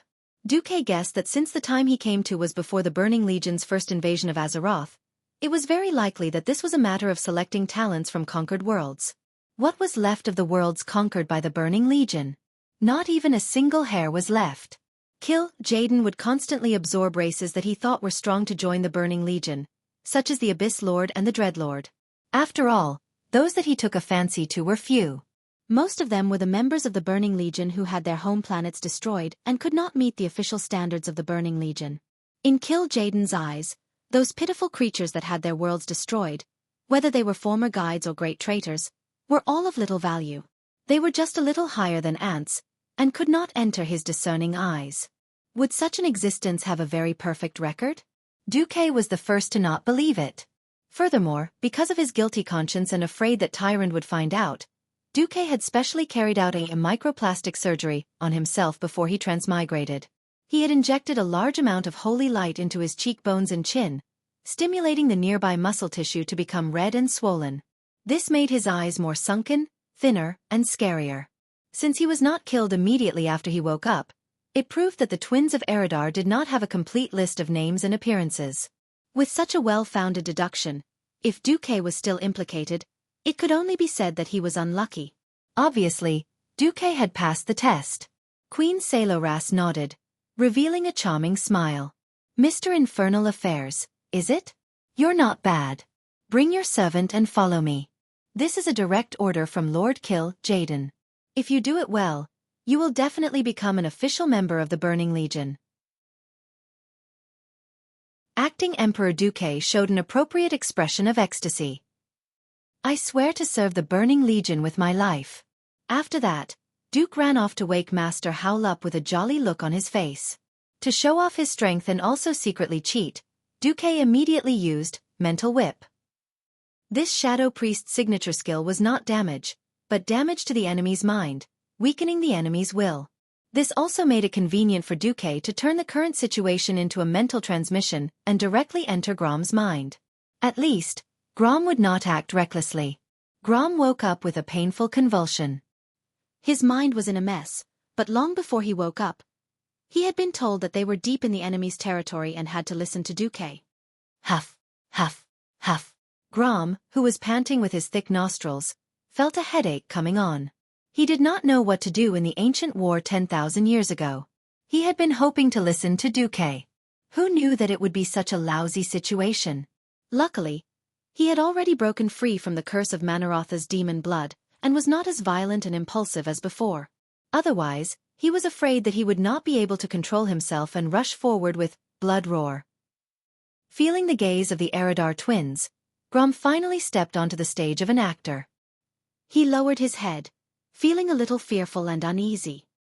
He deliberately asked, Master of Infernal Affairs, what happened? Acting Emperor Xueqi explained the situation to Grom seriously, then said, Mantis Shrimp, let's go. Right. Mantis Shrimp was the fake name that Xueqi had given to the famous Grom Hellroar.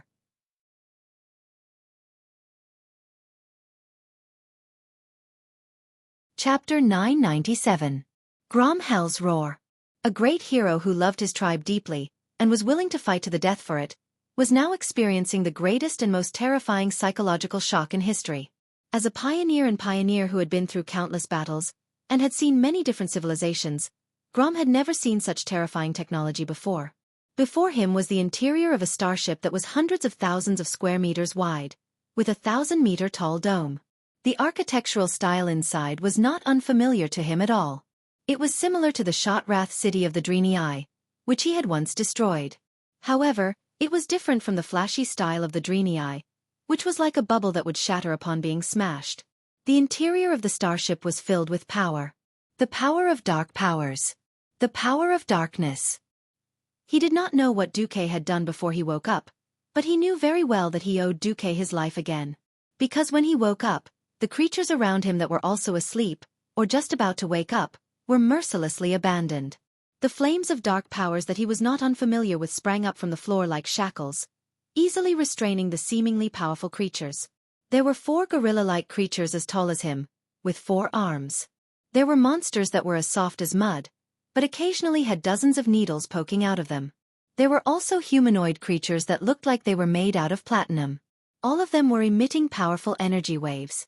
Contrary to Grom's expectations, The first thing that those seemingly powerful creatures did after waking up and realizing that they were under the threat of death was not anger, roaring, or pleading for their lives. Instead, they begged the two female demons who weren't that tall standing in front of Duke. All sorts of languages filled the air, but all of them expressed the same thing: submission and pleading. Grom suddenly realized that his soul had suffered a great shock. So many races, so many powerful beings, had willingly chosen to become slaves of the Burning Legion. Where was their glory? Where was their sense of self as a living being? No, none at all. Just like that, even at the very end of their lives, they shamelessly kneeled and licked, craving for the mercy of these demons who had once destroyed their race and their home. In what felt like a few blinks of an eye, every single creature that was begging for mercy was reduced to dust. His body and soul had turned into pure dark energy. Their shouts were still echoing in Grom's ears, but in the next moment, they had already turned into balls of energy that supplied the operation of this evil starship. Grom's scalp was numb. The hands of this tribal warrior who had once killed the Abyssal Lord Manaroth with an axe were trembling. Mantis shrimp, let's go. You might even be able to see the Abyssal Lord Manaroth that you worship. Grom's body trembled. He finally realized that he had really returned to 10,000 years ago. This was because the Lord of the Abyss that he had personally killed was still alive and kicking at this point in time. He didn't know what Xueqi had done to ensure that he wouldn't lose his life the moment he woke up. But he knew that at a time like this, he could only choose to trust Xueqi. Otherwise, not just him, but the tides of history might be disrupted, leading to an even worse ending. For example, his home might be attacked by the Burning Legion in advance. Grom was not happy with the alias that Xueqi had randomly given him, so he bowed his burly body deeply. As you wish, Master of Infinite Path. It had to be said that Grom's acting skills were terrible. He was about the same as those male idols in Xueqi's previous world who had no acting skills and got paid to film. But Xueqi had his ways. He smiled apologetically at the Eridar twins. My apologies, esteemed ladies. This servant of mine has not been completely tamed, but I believe that he and I can be of help to the Great Burning Legion. Surprisingly, the Eridar twins didn't make things difficult for Duke and Grom on this issue. Soon the two of them knew why. Passing through a huge astrological hall with countless planets in it, Xueqi did not even explain which one was Azeroth to the country bumpkin Grom, who had never seen the stars beyond the atmosphere. But the planets in the starry sky array that were engulfed and burned by green evil energy still shocked Grom. And so, in silence, the two followed the twins to a huge room. The room gave Xueqi and Grom a bad feeling. In the rectangular room that was at least the size of 2 football fields, there was only a recliner that looked like an operating table in the middle. With a gentle wave of her left hand, a recliner immediately appeared. Sit on it. Grom's facial muscles twitched slightly. It was too easy to think of all kinds of bad things. Xueqi was shocked. Yes, his shock was as unreasonable as a human swallowing an adult whale in one gulp. Unfortunately, Xueqi immediately felt the eyes of the 2 female demons locked on him. This is... Xueqi pretended to be suspicious. The Eridar twins' expressions were synchronized. They sneered at the same time. The Burning Legion never believes in loyalty. We only believe in power. Hiss, Xueqi gasped. He suddenly understood why the Eridar twins had never investigated his identity from the beginning, nor had they considered the question of his loyalty. Because there was no need. Looking at the huge syringe that rose from the back of the operating chair and the churning green plasma, everything was explained. Grom's face suddenly became very interesting. As someone who had been troubled by the terrifying demon blood for the past 20 years, he knew what it was. That color, that taste. Grom would never forget it for the rest of his life. After all, what he drank was only the highly diluted demon blood of the Lord of the Abyss. The crazy impulse to destroy had made him forget himself. Once he entered the battle, he would lose most of his rationality.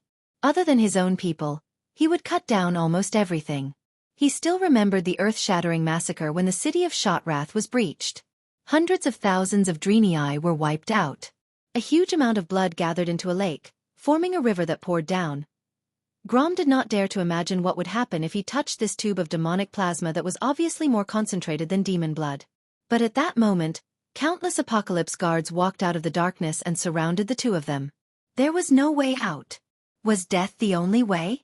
Suddenly, Xueqi walked out and spoke in standard Eridar. It's such a waste to give such a wonderful thing to my vulgar servant. Why don't you give it all to me? You're tuning in to the Xueqi's Martial Arts Saga YouTube channel.